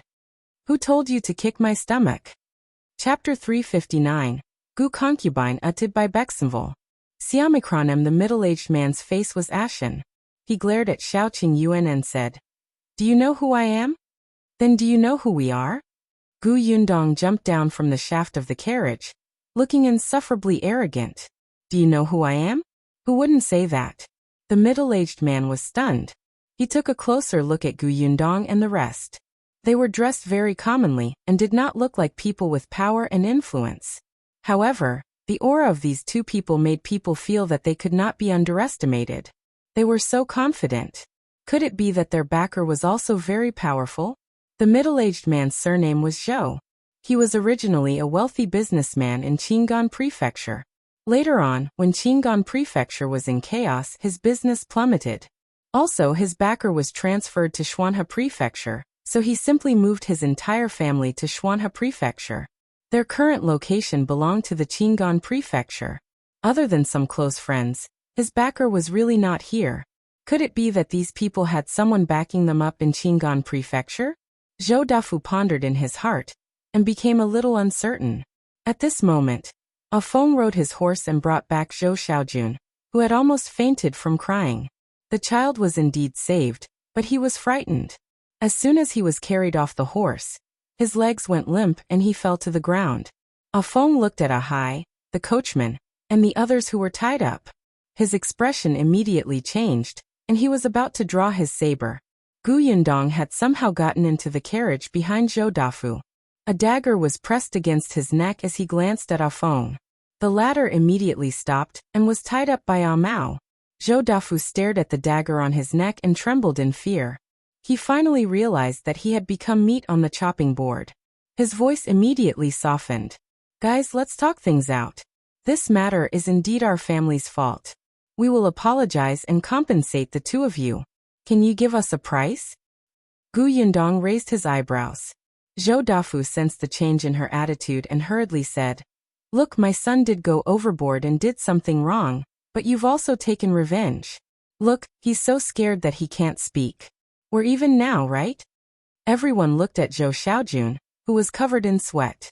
This child in his early teens had probably never experienced such a life and death situation. He was so frightened that his face turned pale and his hands and feet trembled.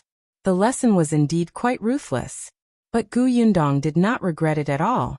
He had asked for it. If she had not been calm enough, if Xiao Qingyuan had not risked everything to save her, she would have been thrown off the horse and trampled to death. She was just giving him a taste of his own medicine. I think you should thank us for helping you educate your son. This person didn't think much of it at first. Although he apologized, his sincerity was very perfunctory. Otherwise, why would he beat up Ah Mao and the others after he did something wrong? Zhou Dafu could only smile and say, Miss, you're right. Then about this. Of course you must compensate. Not only do you have to compensate me, but you also have to compensate them. They were also beaten up badly by you. Gu Yundong pointed at Ah Mao and the others. Zhou Dafu nodded repeatedly. Of course, of course. This time he took out 2,000 taels of silver. I didn't bring much with me on this trip. Take this money, my lady, and go to the pharmacy to buy the best jade skin cream to wipe your hands. I guarantee that there won't be any scars. Gu Yundong took the silver and moved the dagger away. I'll accept my compensation. As for the four of them, you can talk to them yourself. Zhou Dafu.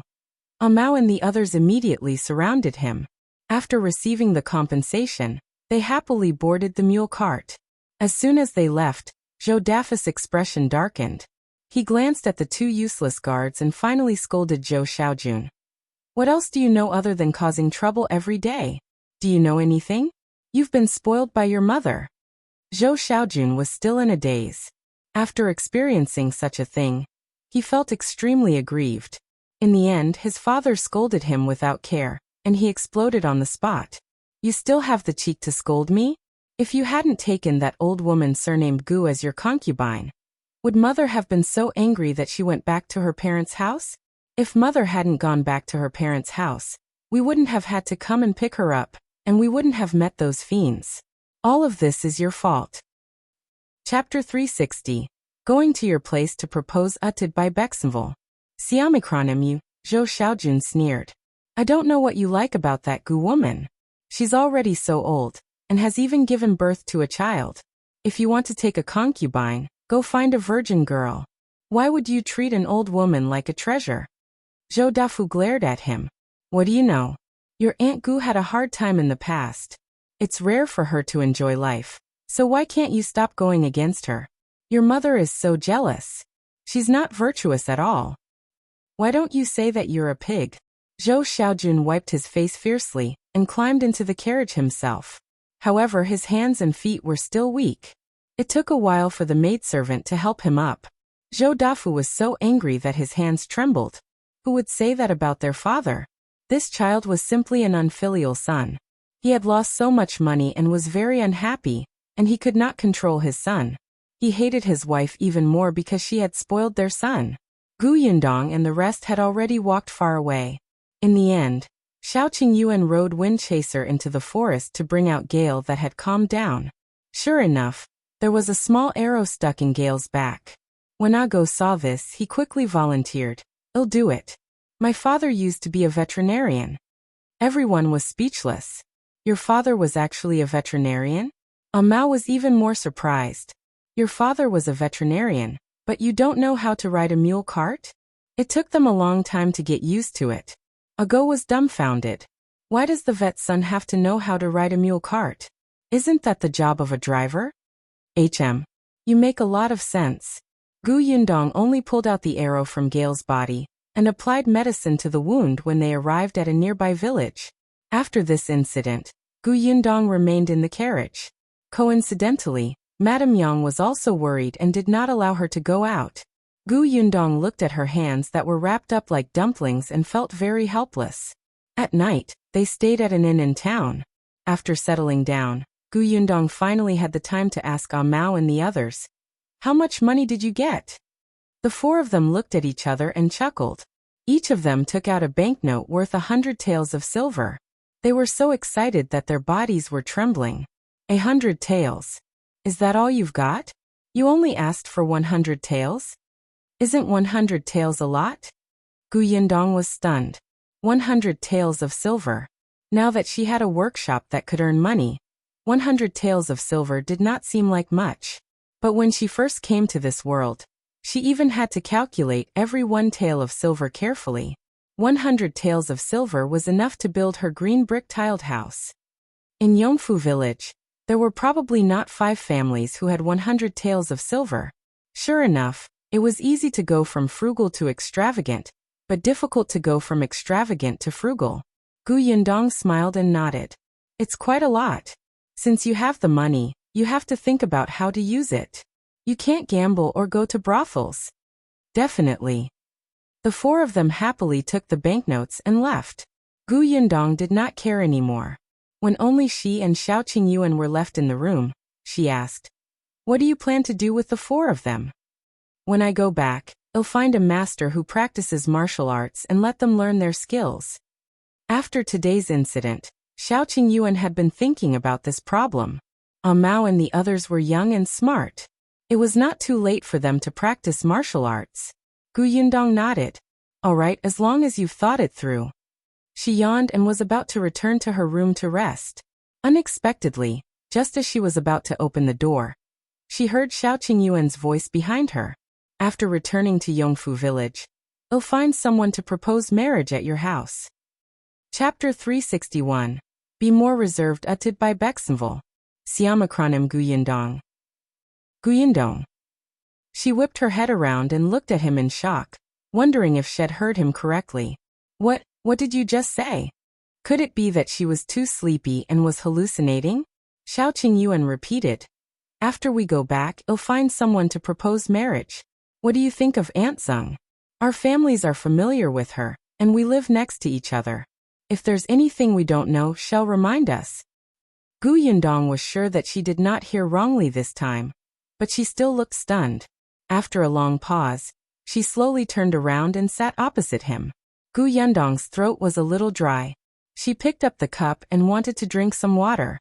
Only then did she realize that Xiao Qingyuan seemed to have finished the water in the cup. She looked up into his twinkling eyes and realized that he was even more nervous than she was. Seriously, silence. Silence. The two of them just sat there without saying anything. They didn't know what to say. Gu Yundong's mind was still a little blank. She could not understand why he suddenly proposed. This was a proposal, right? No, he didn't even ask for anything. He made the decision directly. At the thought of this, Gu Yundong's mind instantly cleared up. She widened her eyes and glared at the man opposite her. "Why are you suddenly going to my house to propose marriage?" "It's not really sudden. Didn't we hug this morning? It was quite long." Xiao Qingyuan lowered his head, but the tips of his ears turned inexplicably red. Gu Yundong was speechless. Hug. They hugged? "You're going to my house to propose marriage because you've hugged me and you're taking responsibility for me?" Xiao Qingyuan knew that she had misunderstood. He immediately looked up and shook his head with a serious expression. "Of course not. I originally wanted to wait until you reached adulthood, but since you've already hugged me, I can only bring it forward." He said it as if he had no choice, but the corners of his lips kept curling up. Gu Yundong could not help but raise her leg and kick him. What do you mean you'll go when I'm of marriageable age? Did I agree? You can go just like that?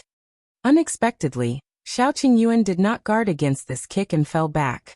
Gu Yundong subconsciously reached out to pull him. The next moment, both of them fell to the ground.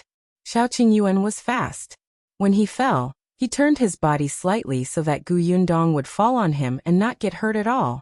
Then he looked up and asked uncertainly, "You don't agree?" There was actually a trace of grievance in his words. Gu Yundong was so angry that she laughed. "How can you propose marriage without confirming the relationship first? Then shall we confirm it now? Do you think you can confirm it just because you say so?" Gu Yundong struggled to stand up and tugged at her clothes. Her heart softened when she saw that he was still lying on the ground with his eyes wide open in despair. Actually, although the two of them did not say it explicitly, they had a tacit understanding. Gu Yundong was not a hesitant person. Since both parties wanted to be together, there was nothing wrong with being together. But, was this how a man went to a woman's house to propose marriage? She felt that something was amiss. Gu Yundong had never had a boyfriend in her 2 lifetimes. In terms of relationships, she was actually very clumsy. However, she had at least read books and watched television. She had also read a lot of Chicken Soup for the Soul. The books had said that she could not let a man succeed too easily. Otherwise, he would think that she was easy to woo and would not cherish her. She had to be more reserved. Hence, she thought about it and coughed lightly. In the end, she said, "I have to think about it." Chapter 362. I've seen this uttered by Bexenville. Xiaomicronem Xiao Qingyuan sat up from the ground. "All right, you can consider it first." Gu Yundong lowered her eyes and fell into deep thought. It looked like she was considering whether his character was good or not, and whether he was worth entrusting her life to. Xiao Qingyuan was still a little nervous. After a while he asked, "Have you thought about it?" It had been 15 minutes. Gu Yundong thought that she should be reserved enough. Hence she nodded. "I've thought about it. Then when we get back, I'll ask Auntie Dong to go to your house to propose marriage?" "Okay." Gu Yundong nodded. Xiao Qingyuan's eyes lit up and his breathing quickened. "Don't go back on your word." His expression was like a wolf's, as if he would pounce on Gu Yundong if she went back on her word. At that moment, Gu Yundong felt as if she had been tricked. She frowned slightly, but still nodded. "I mean what I say." With that, she quickly turned around and left. She felt that her face seemed to be a little red. If she stayed any longer, she might burn up. Xiao Qingyuan watched her leave and finally heaved a sigh of relief. Neither of them slept that night. The next day, Amao and the other 3 were surprised to see them yawning with dark circles under their eyes. Only Shen Sitian seemed to have sensed something. She pursed her lips and secretly laughed. After walking for another 2 days, the group finally arrived at the village where Stinky Egg was. Because she had been here once, many people in the village still remembered Gu Yundong. They just found it strange that when she went there, there were only 2 people, but when she came back, there were 2 carriages. Originally, she wanted to stay at Stinky Egg's house, but it was obvious that the place was too small. He could only borrow a few rooms from his neighbor. Stinky Egg was very happy to see her. After being happy, he was a little disappointed. Gu Yundong found it strange. "What's wrong?" "Sister Gu, after you left, I went to look for the medicinal herb you mentioned, but I couldn't find it after searching for a long time." Gu Yundong was taken aback. That medicinal herb is rare to begin with. Of course, it's not easy to find. You don't have to deliberately look for it. Stinky Egg knew that. She had said that last time. But he knew that Gu Yundong would come again, so he wanted to surprise her. She gave his family so much money. Not only did they repay their debt, but they also repaired the house. When it was raining again, there would be no more leaks. His father said that he wanted to do some small business with the remaining money. When his father earned money, he would send him to school. Gu Yundong did not expect Stinky Egg's father to have such thoughts. "Send you to school? That's a good thing." "Yes." Stinky Egg was still a little embarrassed. "My father said that Sister Gu knows what those herbs are for when she sees them because she has studied. In the future, when I can read, I won't waste good herbs like ordinary flowers." Stinky Egg was very happy to be able to study. He was very glad that he had met Sister Gu before, and their family had improved. Actually, her parents had said that if Sister Gu had not said it explicitly at that time, as long as she cleverly said that she liked the flowers, she could take them away without spending a single cent. However, Sister Gu did not do that. She was a person with a conscience. Xiao Qingyuan asked, "What medicinal herb?" Gu Yindong did not hide it from him. She took out the medical book she had copied and flipped to one of the pages. "This is it. I got this book from Dr. Song. It's filled with herbs. If you see anything on it in the future, you have to be careful and pick it back for me." Xiao Qingyuan liked it when she instructed him so bluntly. It felt like the two of them were very close. He nodded as he flipped through the pages. "Huh. I've seen this before." Chapter 363. The Gap Between People uttered by Bexenville. Xiaomicronem Gu Yendong's eyes widened. Was this for real? She quickly leaned over to take a look. "You've really seen it before?" Xiao Qingyuan nodded and turned another page. "I've seen this too." He turned another 2 pages. "I seem to have seen this too." Gu Yindong was speechless. Didn't Song Dejiang, this liar, say that these were precious and rare herbs? No, maybe he remembered wrongly? After all, there were many similar herbs. She asked in detail. "Are you sure? Is it possible that you saw it wrongly? Where did you see it?" "The environment and habits are written on it. I should be right. I saw it in the mountains. If you want it, I'll pick it for you another day." Xiao Qingyuan could already recognize a lot of words now. He was a fast learner in this aspect. Deep in the mountains? That's right, the deep mountain behind Yongfu village stretched for thousands of miles, but most of the villagers in the surrounding villages were active at the foot of the mountain, picking some wild vegetables, mushrooms and firewood. Even the hunters were mostly hunting in the periphery. There were very few people who entered the deep mountains. However, Xiao Qingyuan had been there more than once. No one had destroyed or picked them in the deep mountains, so there were definitely many good things. It was not strange for him to see these precious herbs. Gu Yendong's eyes lit up. Was it possible that Bai Muzi, the one her mother needed to treat illnesses, could be found there? She quickly flipped to Bai Muzi's page. "Have you seen this before?" Xiao Qingyuan read it carefully and shook his head regretfully. "I've never seen it before. If I see it again, I'll bring it back for you. Then take a second look and remember what it looks like in case you forget it when the time comes." Xiao Qingyuan smiled and said, "No need. I'll remember it. Already. It's not just that. I've memorized everything I saw earlier. Don't worry." Gu Yindong was speechless. "Didn't you just read it once? Are you sure you're not lying to me?" She glanced at him suspiciously and flipped open one of the pages, covering the words on it. She pointed at the picture and asked, "What's this?" Xiao Qingyuan only glanced at it and quickly explained the characteristics of the herbs. Gu Yindong stole a glance and found that every word was exactly the same. Was there such a huge difference between people? Gu Yindong was a little indignant. Why? She had memorized it seriously. How could she forget it so easily? Xiao Qingyuan seemed to have seen that she had suffered a blow. He quickly said, "Actually, I've already forgotten about it." There was no sincerity in lying. She threw the book at him. "Since you have such a good memory, take a good look at this book. In the future, when you encounter good medicinal herbs, don't miss a single one." Xiao Qingyuan quickly caught it and agreed without hesitation. "Okay." Gu Yundong felt that he was too obedient and wondered if she had bullied him. After a pause, she added, "It's best if you don't go deep into the mountains. It's too dangerous. It's just picking herbs, not fighting a tiger. It's still easy to get hurt. Then, I'll tell you before I go. And get prepared first?" Gu Yundong was slightly satisfied. She pursed her lips and left. The corners of Xiao Qingyuan's mouth curled up slightly. He covered his chest and felt soft. In the corner, Stinky Egg, who had been completely ignored, finally said weakly, "Why did Sister Gu leave?" Before he could finish speaking, Xiao Qingyuan glanced at him and turned to leave. The next day, Gu Yundong brought Bian Yuanji and Madame Yang to Bian Mulan's grave. Due to the last repair, the grave looked much tidier. Chapter 364. Arriving at Fengkai County uttered by Bexenville.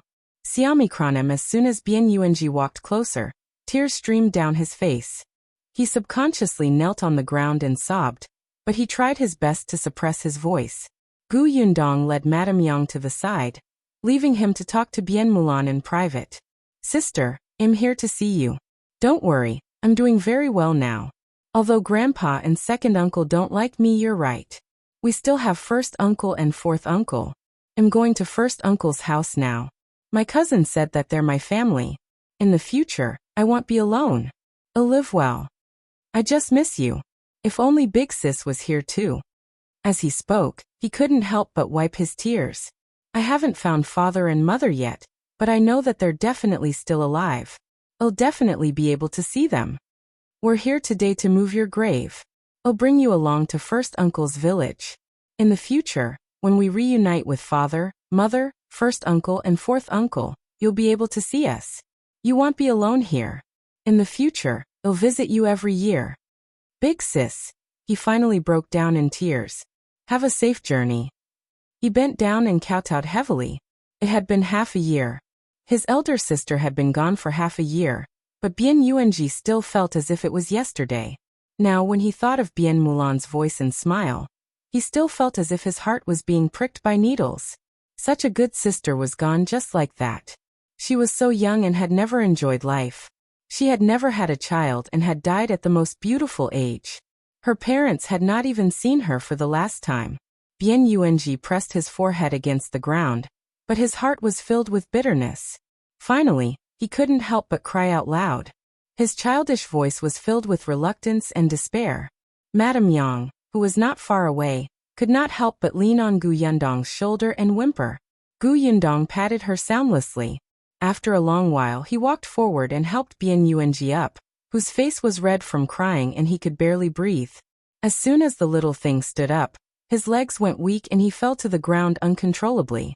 Xiao Qingyuan came over to carry him down the mountain. After he left, Gu Yundong asked the villagers to help. With a sound, lift the coffin. Bien Mulan finally left the wilderness and prepared to return to her roots. Gu Yundong placed the cremated ashes into an urn, and carefully wrapped them in cloth before handing them to Bien Yuanji. Bien Yuanji hugged her tightly and cried for a while before thanking her solemnly with red eyes. With Bien Mulan's matter settled, Gu Yundong did not stay any longer. After bidding farewell to Stinky Egg and his family, she set off on her return journey. After being away for so long, Gu Yundong was already eager to return home. She could not wait to see the two little fellows at home. Madame Yang also missed them. She held the two puzzles that Gu Yundong had made for her tightly in her arms, and was ambitiously waiting to teach the two children how to play when she got home. Bien Yuanji, on the other hand, had been a little down for the past few days, but he gradually became nervous. After all, he was going to a strange place. Even though he had good friends there, he still felt uneasy. After leaving Stinky Egg's village, they did not follow the original path and took a shortcut. Finally, after more than half a month, they arrived at Fengkai County. It was not even noon yet. If they were fast enough, they could return to Yongfu Village for lunch. Chapter 365. Yongfu Village's change uttered by Bexenville. CM Fengkai County was very lively. Shun Sitian lifted the curtain and looked outside. She sighed.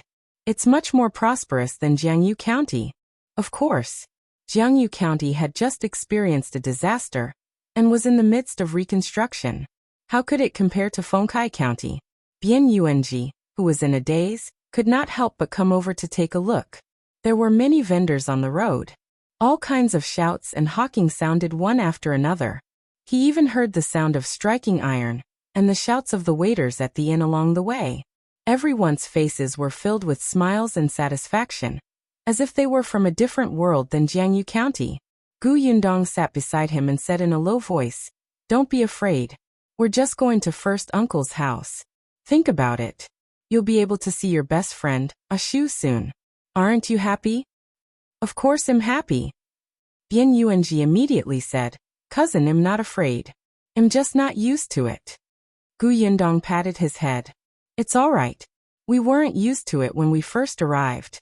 You'll get better in time." Hearing her words, Bien Yuanji couldn't help but think of when Ashu first came to this county. Was he as lost and helpless as him? Suddenly, Bien Yuanji wasn't so nervous anymore. What's going on over there?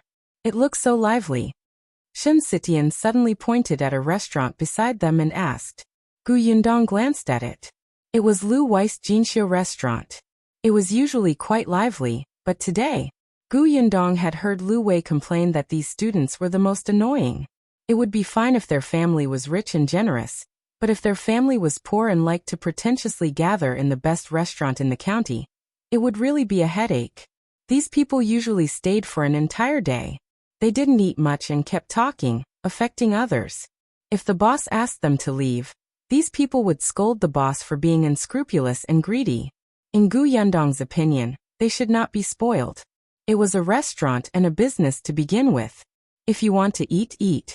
If you don't, scram. Could Ashu be inside?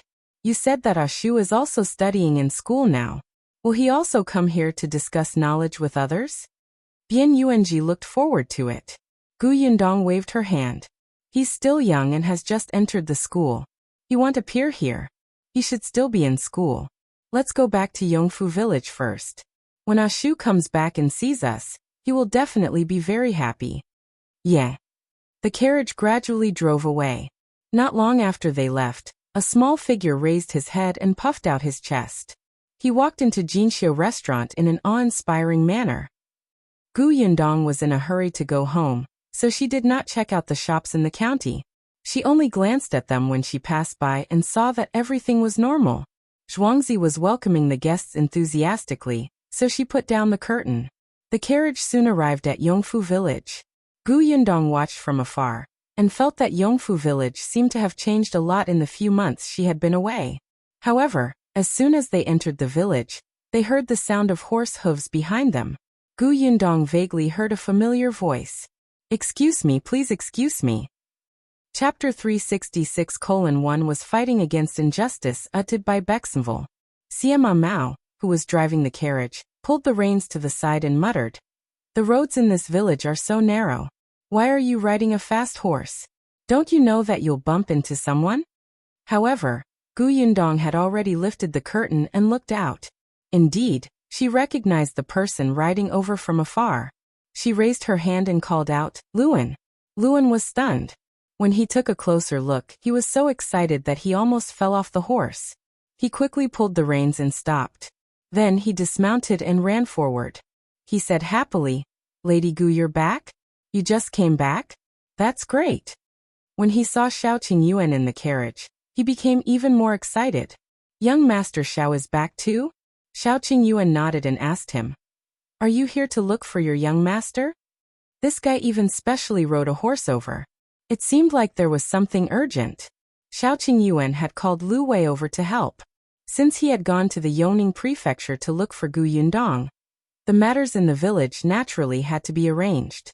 After all, Lu Wei was the young master of the Lu family. His family's business was so big. Although he was usually silly and unreliable, he had learned a lot since his childhood. It was naturally not a problem for him to manage a small workshop. Coupled with his identity, the villagers were more or less afraid of this kind of young master from the city. Therefore, even if Gu Yundong and Xiao Qingyuan were not in the workshop, no one would dare to cause trouble with Lu Wei around. Lu Wei was overjoyed. Previously, Gu Yundong had not allowed him to be the shopkeeper of the sugar shop.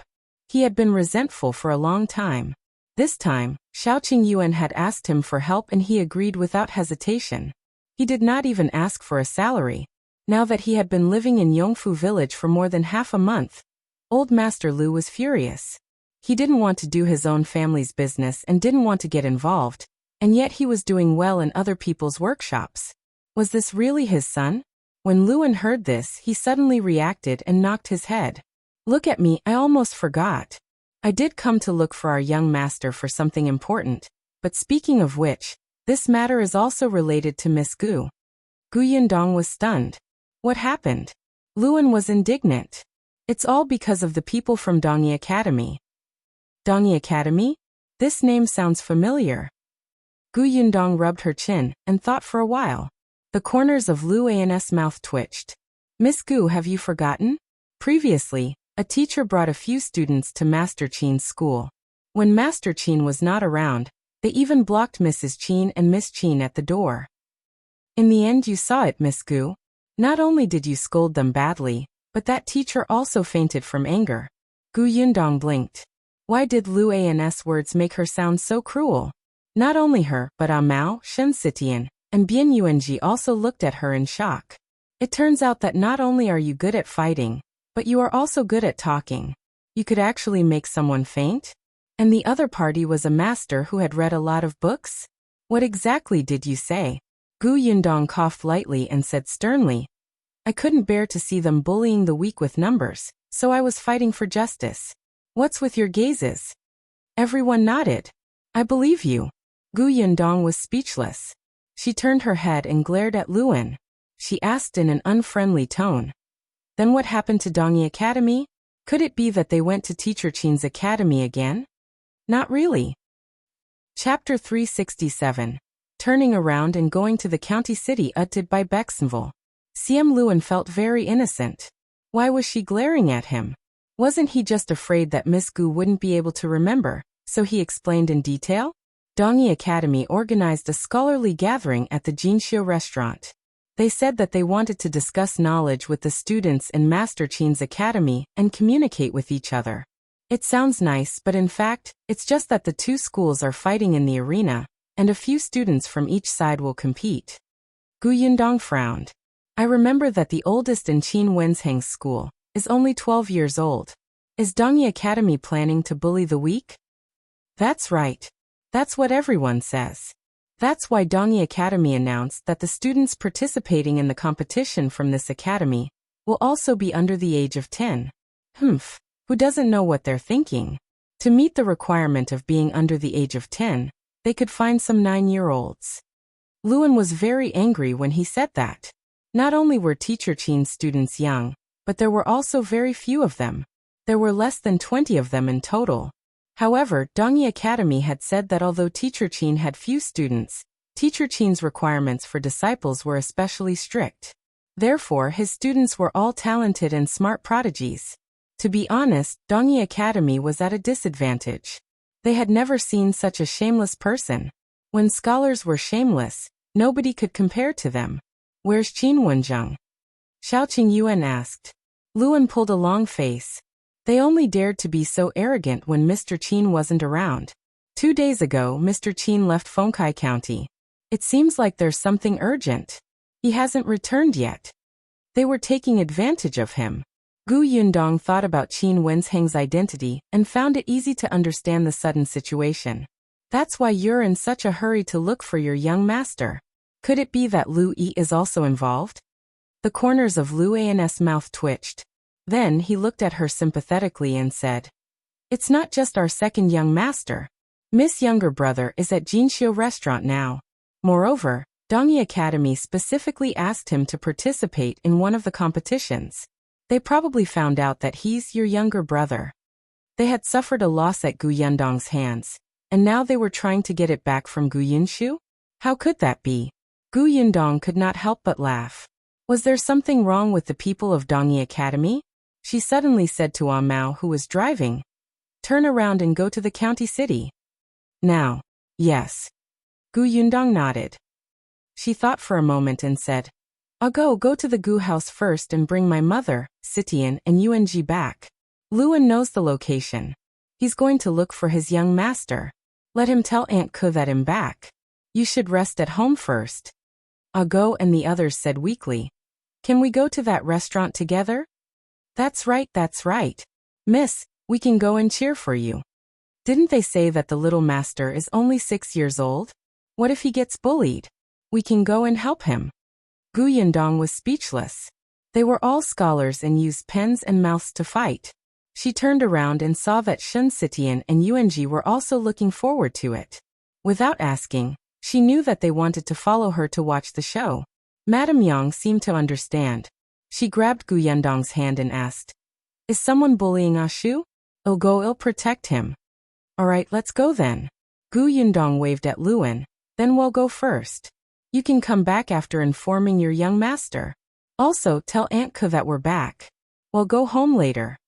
Luan only had time to say yes before the two carriages turned around and left. He could only run to his young master. Chapter 368. As long as you're happy, uttered by Bexenville. Siem Lu Wei was supervising work in the courtyard of the workshop. He had been very fond of coming here recently. It was not only because he felt a sense of accomplishment, but also because he could hear all kinds of gossip from the neighboring villages and the town. He could come over with a teapot and sit by the side and listen all day. The villagers in the workshop were originally a little afraid of him. They worked extra hard the moment he arrived and did not dare to say a word. Later on, they slowly got to know each other better before speaking freely. Moreover, they realized that young Master Lu actually liked to listen to gossip, so they racked their brains, even thinking of something that happened a few years ago. Lu Wei saw that they were skilled and did not slack off. He was also very easy to talk to. Unfortunately, the workshop would stop in a few days. The sugarcane harvesting season was almost over, and even the stock was about to run out. He could only regretfully close the shop first. Just as he was feeling dejected, he saw Luan rushing over.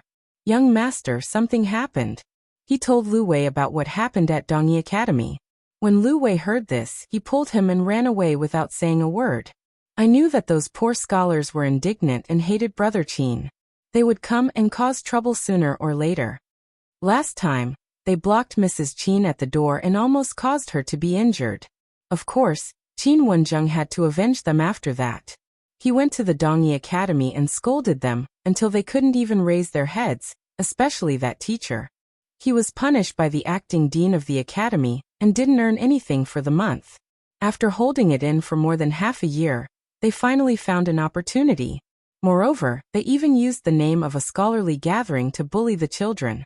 Lu Wei cursed Dongyi Academy in his heart, but he did not stop. Luan originally wanted to go to the Gu residence to inform Aunt Ku that Miss Gu was back, but Lu Wei did not give him a chance. "What are you waiting for? Go to the Lu residence first and get more people. Otherwise, it'll be at a disadvantage if we quarrel later. I'll go to Jinxiu restaurant to take a look first." Luan was pushed onto the horse and walked far away before finding an opportunity to say, "Young master, I bumped into Miss Gu and young Master Xiao at the entrance of Yongfu village just now. They're back." After hearing about the Dongyi Academy, they left first and have already gone to the restaurant. Lu Wei almost lost his grip on the reins. He suddenly turned around. Those two are back. Then could he still come over to listen to the gossip that would be gone in a few days? Luan nodded. Lu Wei felt a little regretful, but he quickly became excited again. "All right, then there's no need to go to the Lu family to call for help. The Gu girl definitely won't let Yinshu suffer." Luan was speechless. "Young master, you actually placed all your hopes on a woman who has yet to reach adulthood. Don't you feel ashamed?" Lu Wei was not ashamed.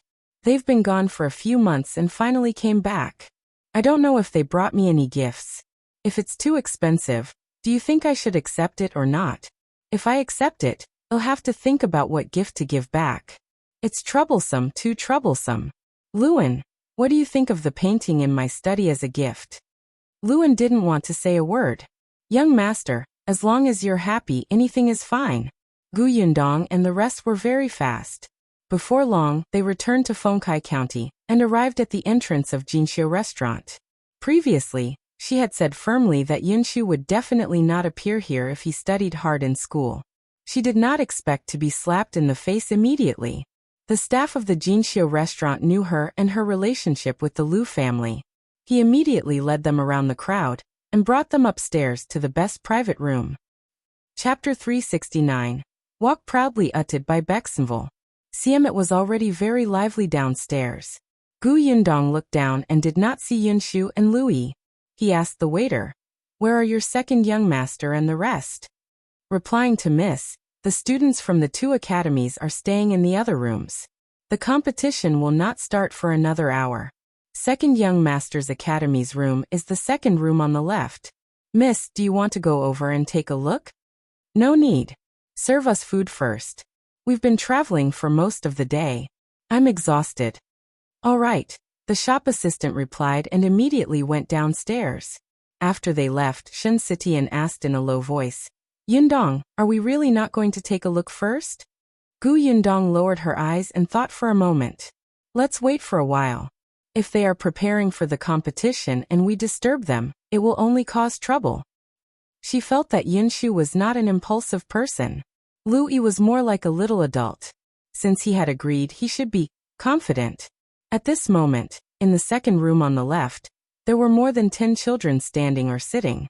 The oldest was only 12 years old. His name was Yi Junkin. He was solemnly patting Gu Yunshu's shoulder. Yunshu, you're the youngest here and the last to enter the school. Coupled with your sister, they will definitely target you. However, don't be afraid. We just have to win 2 of the 3 matches. Gu Yunshu had only been in school for less than half a year. In fact, the earliest students here came to the school 2 years ago. Lu Yi was only half a month earlier than Gu Yunshu. However, the difference was that Lu Yi was the young master of the Lu family. Even before he entered the school, he had been enlightened by his family. Compared to Gu Yunshu, who had fled thousands of miles to this place without enough food and clothes, his starting point was much higher. Although Gu Yunshu could read before he entered the school, he could only read. He had not even memorized the 3-character classic. When Yi Junkin thought of this, he could not help but sigh again. Unfortunately, those who can participate in the competition must be under 10 years old. Am not qualified. Gu Yunshu clenched his small fists and snorted coldly. Am not afraid. My elder sister said that we have to treat our enemies as cruelly as if hailstones had smashed through their heads. Moreover, we are not allowed to give them a chance to fight back. They can come over and see if I can beat them to death. The children were speechless. Yi Junkin rubbed his forehead. Yunshu were fighting in literature, not martial arts.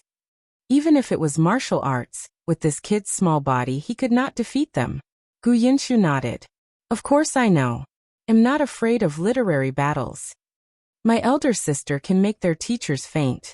As her younger brother, I definitely can't ruin my elder sister's prestige. Even if I can't surpass her, I have to let them know that like sister, like brother. The little children were speechless. It was actually fine for such prestige to break. Don't cry. I'm very confident. My elder sister said that it's very important to compete in aura with others. When we walk out later, we have to at least raise our heads, puff out our chests, and suck in our stomachs. We have to walk like we don't care about our families or anything. The children were speechless. It was better for you not to talk to yourself. If your elder sister knew that you didn't care about your family, she would probably beat you to death. Everyone finally realized that this person was a big fan of his sister. He probably still didn't know what kind of competition he was going to face, right? A sobbing sound suddenly came from the corner. It's all my fault. If it weren't for me, we wouldn't have come here to compete. Chapter 370:1 am very confident uttered by Bexenville. CM The children looked at Xiaoyu, who was squatting on the ground. He was only 7 years old, and his face was filled with self-blame. If it weren't for the fact that I couldn't stand their provocation and agreed to this gathering on impulse, you wouldn't have been implicated by me and gotten involved in this mess. In the end, it might damage the reputation of our academy and made Sir suffer humiliation. How can you be blamed for this? Yi Junkin was the oldest person here after all, and he acted like a big brother. You fell into a trap to protect our little junior sister. We can only blame Dongyi Academy for being too despicable. Dongyi Academy was deliberately trying to tarnish Qin Anning's reputation in front of the impulsive Xiaoyu. Qin Anning had a volatile personality and would rush out in less than 15 minutes of silence to play until she was drenched in sweat. Her personality was more like a boy's. They said that she was a country bumpkin and did not have the temperament of a lady from a wealthy family. At the same time, they questioned that if Master Qin could not even teach his daughter well, how could he bring up a knowledgeable and qualified student? When Xiaoyu heard them continuously insult his junior sister and teacher, how could he endure it? In the end, there was this scholarly exchange gathering, but it was actually just a competition between students under the age of 10 from the 2 schools. Xiaoyu blamed himself, but the others felt that he had not done anything wrong. They all comforted him not to think too much. Gu Yunshu patted him on the shoulder and said, "At that time any man would agree." "What man? You're just a 6-year-old kid. Don't say such things." Yi Junkin pulled Xiaoyu up. "All right, now is not the time to talk about this. The competition will start soon. Let's go through the process again. As he spoke, he glanced at Gu Yinshu. The latter blinked. Why was this guy looking at him? He was very confident. Yi Junkin coughed lightly. He held a piece of paper in his hand and said, "There will be 3 matches this time. For the first round, we will set the question and name the candidate from the other side. We will let Lu Yi take the lead and compete in chess." Lu Yi's chess skills were very good. Even the teacher said that he was calm at such a young age, and was neither arrogant nor rash. Those who had studied chess for more than 10 years were probably not his match. Therefore, even though Lu Yi was only 7 years old, it was most suitable for him to go on stage. After all, the other party's students were not even 10 years old. Furthermore, they were the ones who designated the participant, so the chances of winning were very high. Let's have a good start in the first round. The second round will be difficult. The other party will set the question, and the participating student on our side. Everyone turned to look at Gu Yinshu. Gu Yinshu felt a chill run down his spine. "Why are you looking at me?" Yi Junkin said. "The other party will most likely point at you in the second round. We don't know what question they set. Yinshu, if it's too difficult, just give up. Actually, it's not embarrassing. You've only studied for half a year. They were bullying you in the first place. If you lose this round, we still have the third round. So don't feel too pressured and don't be affected by them. We have to have a strong heart. We can't be unable to recover from this setback, understand?" Yi Junkin did not fully explain the matter. The Dongyi Academy had paid a lot of attention to Gu Yinshu because of what happened to his elder sister last time. Yi Junkin was afraid that when he lost, they might say some nasty words to avenge their teacher's humiliation. However, Gu Yinshu was still young. When the time came, he would be dealt a huge blow. What if he got tired of studying? Chapter 371.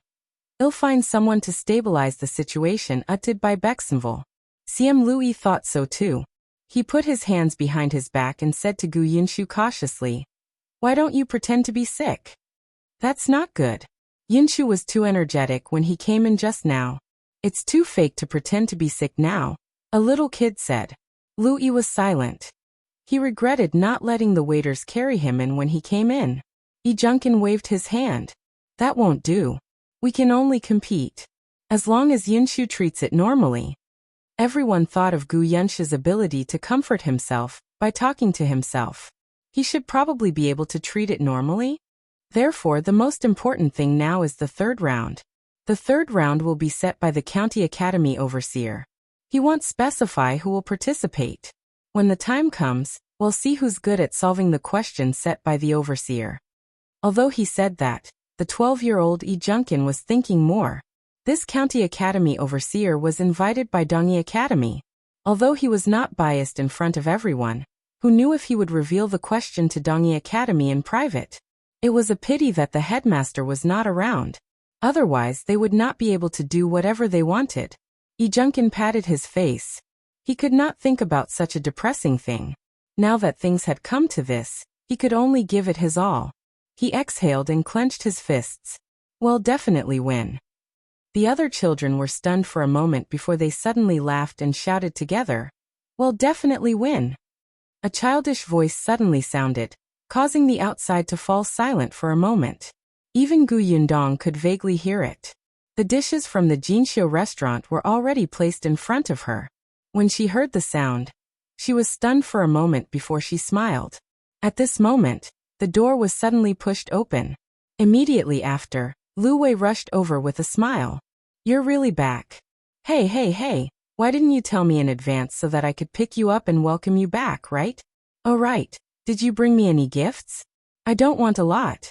Anything is fine." Gu Yundong and Xiao Qingyuan looked at each other and silently turned their heads away. When Lu Wei saw this, he was about to explode. "You didn't bring me anything?" All right. I brought something for you. It's in the carriage." Gu Yundong waved her hand. "Did you rush over just to ask about the gift? I thought you were concerned about your brother." Lu Wei was stunned for a moment. When he heard that there was a gift, he was relieved and wasn't in a hurry to look at it. The surprise had to wait until the end. He sat down and drank a cup of tea. "Of course I'm concerned about my brother." I didn't expect that little old man to cause such a scene. I just got someone to help. He called Lu-yi little old man.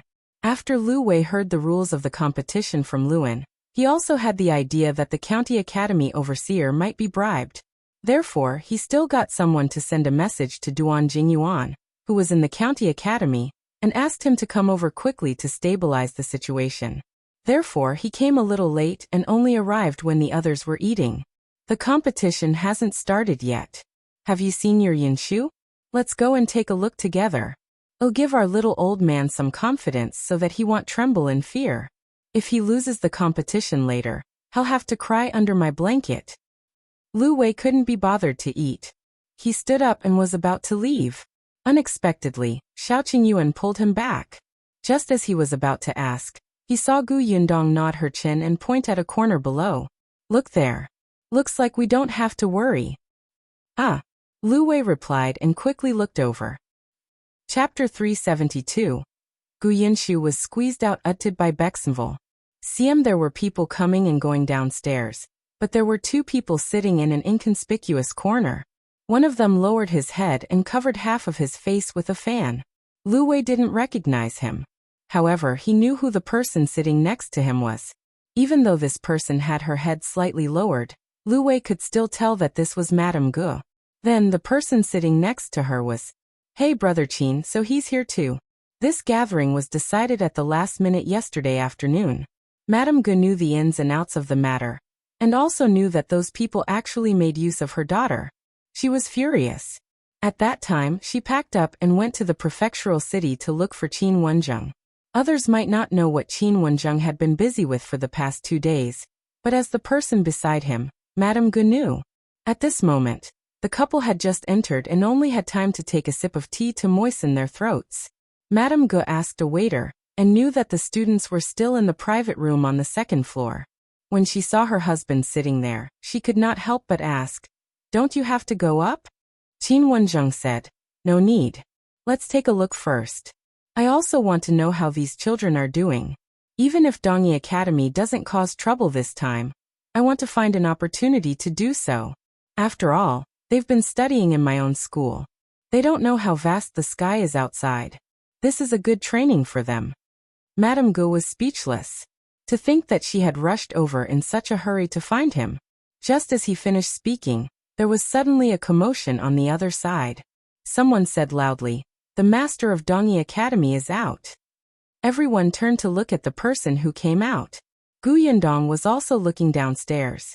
When she saw that the person who came out with a smile was actually Master Wei, who had pretended to faint after being scolded by her, she immediately smiled. This was a cockroach that could not be killed. Master Wei stood on a specially renovated stage in the restaurant and looked at the guests present. In the middle, there were onlookers who were watching the show. Of course, most of them were scholars. There were also people from the Dongyi Academy. They were all called over by him. However, there were not many of them. Others probably did not think much of this competition between students below the age of 10. However, he had no choice. The oldest in Qin Wensheng's school was only 12 years old. It would be embarrassing for him to send a preparation scholar in their 20s to compete with the kids. Of course, there were also students from other academies and even schools in other towns. Teacher Wei coughed lightly. Although today's gathering is a competition, it's more of a sparring session. It doesn't matter which side loses. What's important is what you may learn. Most of them didn't think much of it. Lu Wei, who was upstairs, snorted coldly as he munched on a chicken drumstick. So what if you're bullying them? You even have to find a dignified excuse. How embarrassing. They're out. They're out. Isn't that Yunshu? Bian Yuanji suddenly pointed downstairs and shouted. Lu Wei blinked. When did a child appear in the private room? Whoa, so many people? When did they arrive? Just as Lu Wei was about to ask, he saw Gu Yundong's lips twitch violently as she looked downstairs. The others were also laughing silently. He looked down suspiciously and saw Gu Yunshu standing with his head held high and his chest puffed out. He looked straight ahead, as if he was about to go to the battlefield. And he was the last in the line. Moreover, because he was short, no one could see him. The crowd behind him squeezed him out of the line. Chapter 373. You're clearly short-utted by Bexenville. CM Yunshu was dumbfounded. He swayed twice before stabilizing himself. He glared at the team that was a meter away from him, his little face squeezed into a ball. Lu Yi, who was still standing at the second-last place, felt that something was wrong. He turned his head but did not see anyone. Hence, he quickly squeezed over and held his hand as he followed. Yunshu, don't walk around. There are many people here. If you're alone, what if you're kidnapped by the Dongyi Academy? Teacher Wei from Dongyi Academy, who had just walked over to greet them pretentiously, was speechless. We are scholars. Scholars, not robbers. You are ruining the reputation of our academy. He was so angry that he did not want to speak, but Gu Yunshu still nodded seriously. I know. I was pushed out just now. I suspect that this is Dongyi Academy's scheme.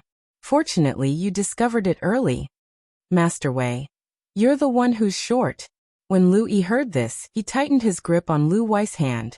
Lu Wei, who was upstairs, laughed out loud and almost fell out of the window. Xiao Qingyuan couldn't stand it anymore. He grabbed his robe and pulled him back. Ha ha ha ha. Lu Wei couldn't stop at all. Did you see Master Wei's expression? Although I didn't hear what our little old man said, I don't think it was anything good. Ha ha ha ha ha. And Yunshu was actually squeezed out. Look at his expression. I'm dying of laughter. Gu Yundong glanced at him and said with a fake smile. Continue to smile. I'll convey everything you said to Lu Yi and Yunshu. Burp. Lu Wei's laughter stopped abruptly. I'm joking. Don't tell them. What if those two children cry? He quickly changed the topic. Hey, who are these people? I've never seen them before. Gu Yundong briefly introduced them. This is my cousin Bian Yuanji. This is Shun Sitian. The four people over there are Amao, Ashu, Ago, and Aju. Lu Wei's forehead twitched. Could their names be more creative? However, he did not seem to have seen the Gu family's father. There was only a cousin. It seemed that he had not been found. Lu Wei sighed inwardly. He wanted to comfort her, but he felt that she didn't need it, so he simply turned his head to look at the situation downstairs. At this moment, the students from both sides had already gone on stage. The students on Master Qin's side ranged from tall to short. It was obvious that they were of all ages. On the other hand, although Dongyi Academy was also filled with young students, they were at most 1 or 2 years apart in age. There were definitely no children below the age of 8. Discussions were going on below the stage, but Master Wei was scoffing in his heart.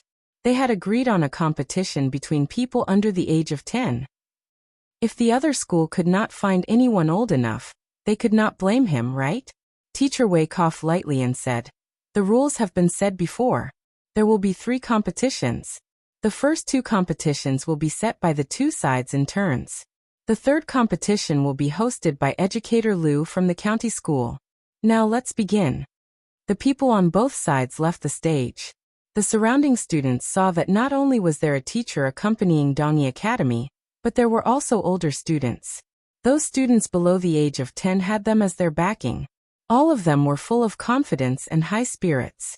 On the other side, everyone sighed. The headmaster was not around. The oldest was only 12 years old. They looked like a group of weak, pitiful, and helpless children.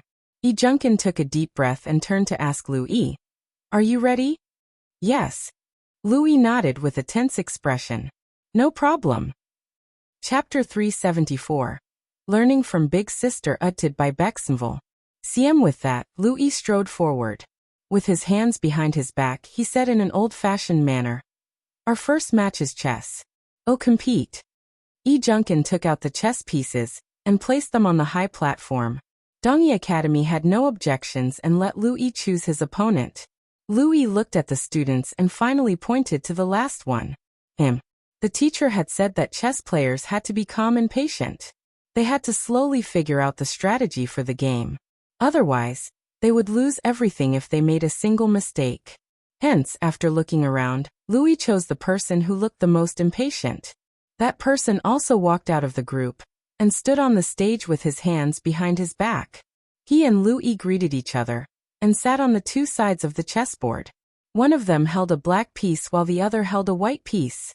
The person who acted as the referee was the overseer. When it came to chess, Winning was winning. The main role of the referee was to prevent people from regretting their moves or spending too much time.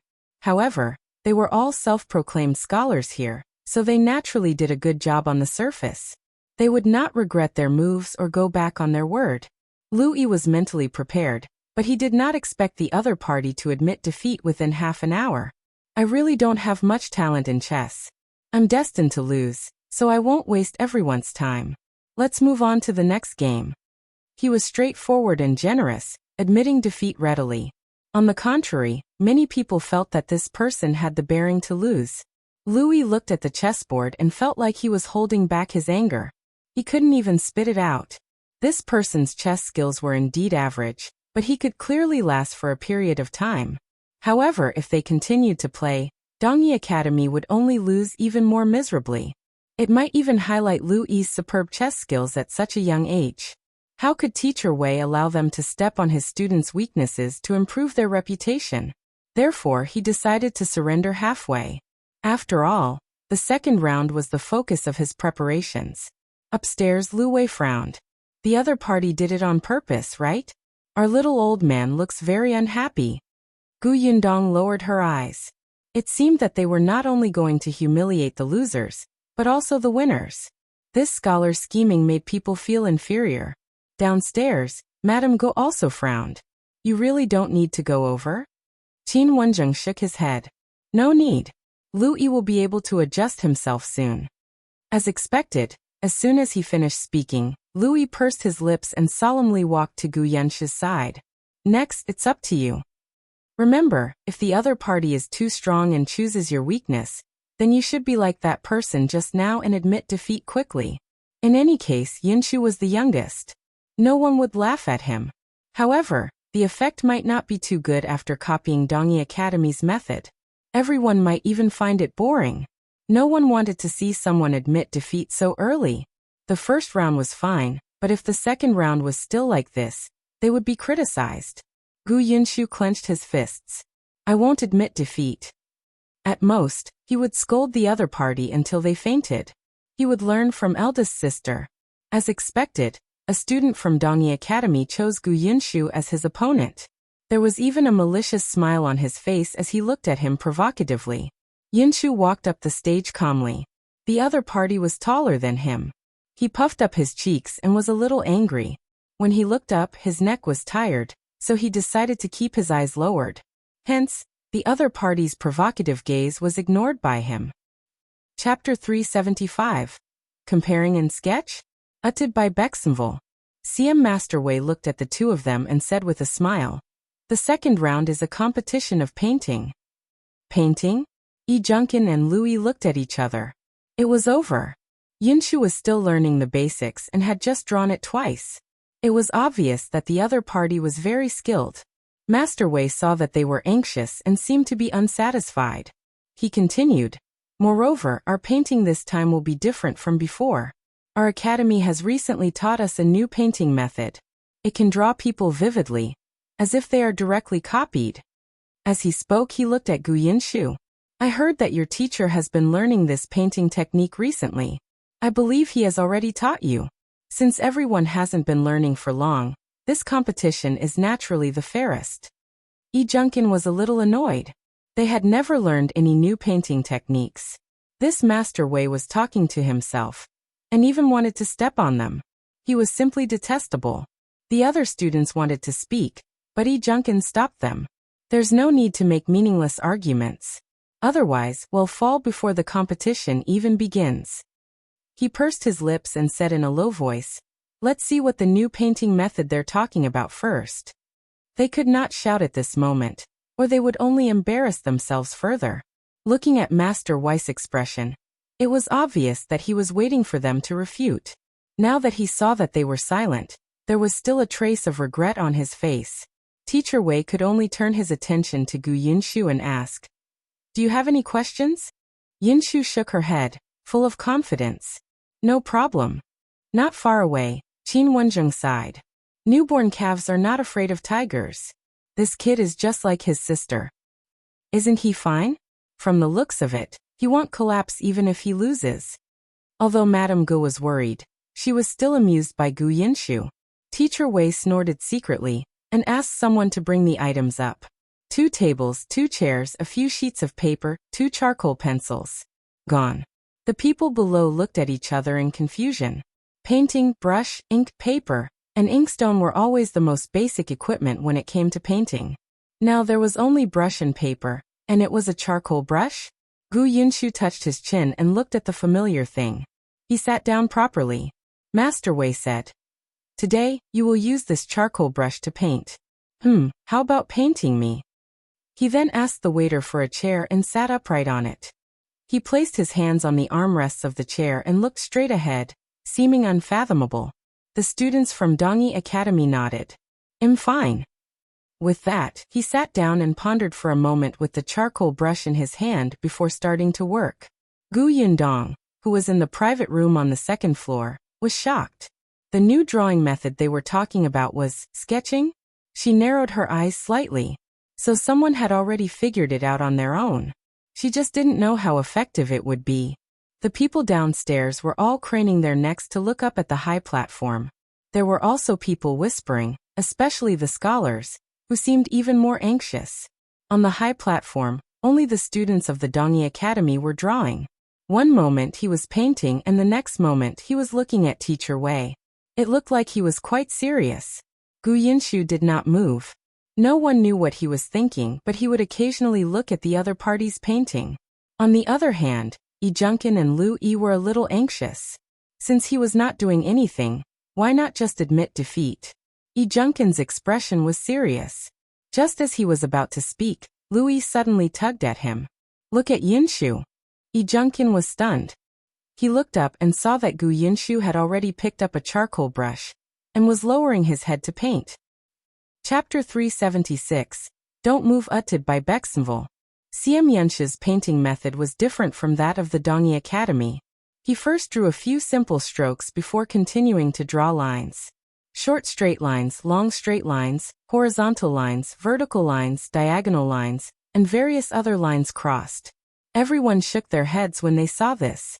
This is because he can't draw it. He's starting to mess around. I don't think the teacher in his school has taught him at all. The little boy just now has been looking at the drawings of his opponent. Does he want to learn it now? But the other side doesn't draw like him. So he didn't learn it and started drawing randomly? Teacher Wei turned his head slightly and took a glance as well. He immediately smiled. Gu Yinshu suddenly shouted, "Don't move. Since you want to be a model, you have to be professional. Otherwise, it will affect my painting." Am I a model? What was that? Everyone's mind was filled with question marks. They didn't quite understand what he meant. However, Mr. Weiss' face was flushed red. Although he did not understand what the model meant, he understood that he was moving around and affecting the kid's painting. He flew into a rage out of humiliation. "You're painting? You're doodling randomly like an expert. Let's see how you end up later." Although he thought so in his heart, he really stopped moving. The student of Dongyi Academy was still focused. In fact, he had already drawn Master Wei before. From the complete lack of resemblance, the lines slowly curved. There were already many drawing papers lying in his bookshelf. Gu Yenshi's lines were almost done. He began to draw slowly and emphasized some areas. Gradually, the originally messy lines were connected, forming his eyes and nose as if they were alive. Like a magic trick, they suddenly became three-dimensional and turned into a face. Hiss! The people nearby couldn't help but widen their eyes. He looked at the painting, then at Master Wei, and then at the painting. They were really the same. Master Wei frowned subconsciously. The whispers in his ears gave him a bad feeling. But he could not move, lest Gu Yinshu lost and blamed it on him. The Dongyi Academy student heard it too. He frowned slightly but did not look in Gu Yendong's direction. It was fine. He was already very familiar with it. How could he lose to this brat? Just a little bit more to finish the drawing. However, Gu Yinshu was faster. He put down the charcoal brush and heaved a sigh of relief. Unexpectedly, when he looked up, everyone was looking at him. Gu Yinshu was suddenly worried. Had he drawn it wrong? He had started learning to sketch since a long time ago. He was very interested in Big Sister's drawing of the structure of the house. At that time, Big Sister had taught him to draw the simplest square wooden box. Later on, he drew pears, vegetables, cups, jars, and various other things. Then he drew people. However, eldest sister said that this painting could not be spread out, and that no one could know that she had taught him, unless one day, there was someone outside who knew how to draw like this. Today, when he saw the charcoal brush taken out by Dongi Academy, he had been guessing. Then, when the other party drew the outline, he realized that he could draw outside. Although the order of painting was different, and he started from the lines, it didn't matter as long as he drew well. But why was everyone looking at him with burning eyes? Could it be that he had done something wrong? He was a little flustered. What should he do? Finally, Dongi Academy finished drawing. The other party put down his brush. As the model, Mr. Wei secretly heaved a sigh of relief. He wanted to rush up and take a look, but he had been sitting for too long. His old bones were too stiff to move. Chapter 377. Qin Wenjung is here utted by Bexenville. CM It was County Academy overseer who picked up the two paintings and looked at Master Wei with a complicated gaze. He said, "It seems that I don't have to judge. Everyone knows whose painting skills are better." Teacher Wei stood up slowly and raised his chin confidently. However, in the next moment, the overseer's words struck him like a bolt of lightning, almost breaking his bones. "I now announce that the winner is Gu Yunshu." Impossible. Teacher Wei suddenly regained his strength. He strode forward with his stiff legs and walked in front of the County Academy teacher. He snatched the paintings. When he saw Gu Yunshu's painting, his eyes widened in disbelief. How was this possible? Impossible. He had secretly gotten someone to get information from these students. Qin Wenjung had never taught these people this painting method. He heard that Qin Wenjung was still thinking about how to do it. Qin Wenjung would not rashly teach his students things that he had yet to understand. However, looking at Gu Yun's painting, it was obvious that he was very familiar with it. It was impossible for him to draw it so realistically without more than half a year of practice. Educator Lu secretly sighed and took back the two paintings. Today's competition was originally best of 3. Now that Teacher Qin's students have already won 2 consecutive rounds, there's no need to start the 3rd round. As he spoke, he cared about Dongi Academy's reputation and added, "However, we agreed that this is just a sparring. Winning or losing doesn't matter. At least everyone present today has seen this very special new painting method. Even I've broadened my horizons and benefited greatly." He laughed as he spoke, but Teacher Wei did not seem to appreciate it. He still could not accept the fact that he had lost 2 rounds in a row. That's impossible. He definitely didn't draw this. He must have. Before he could finish speaking, he was interrupted by a mocking voice from behind. "How is it impossible? Under everyone's eyes, could it be that my student cheated?" Everyone looked back and saw Qin Wenjung walking over with a dark expression. Although he looked calm, he was screaming in his heart. Especially when he saw Gu Yunshu's painting, he almost could not stop himself from taking it over for a good look. Yi Junkin and the others surrounded him happily. Master, you are back? Teacher, we won." Qin Wenjung nodded slightly. "Yes, you guys did well." The little kids, who were praised, were so happy that their faces turned red. One had to know that the teacher was usually very serious. It was too difficult to hear praise from him. Qin Wenjung looked at Teacher Wei again and sneered. "Dongi Academy is indeed dignified. You bullied a group of children when I wasn't in school. In the end, you lost twice to our school. Now you're starting to go back on your word? I want to ask your dean, are the teachers of Dongi Academy all people who take advantage of others and bully them without any self-restraint or dignity?" Teacher Wei's face turned green and white, but he could not refute. On the other hand, a group of people quickly walked over from outside the Jinxiu restaurant. The leader was the acting dean of Dongi Academy. "Since Dongi Academy has lost, we naturally won't go back on our word." He walked in front of Qin Wenjung and bowed deeply. He said apologetically, "This matter is my Dongi Academy's fault." Master Wei made his own decision and urged the students to compete with the other academies in private. He violated the big taboo of our Dongi Academy. "Master Qin, don't worry. Dongi Academy will definitely give you an explanation." Chapter 378:1 Have to ask my big sister utted by Bexenville. CM Chin Wenjung glanced at him. He had a good impression of this acting dean. Last time he had indeed severely punished Mr. Wei.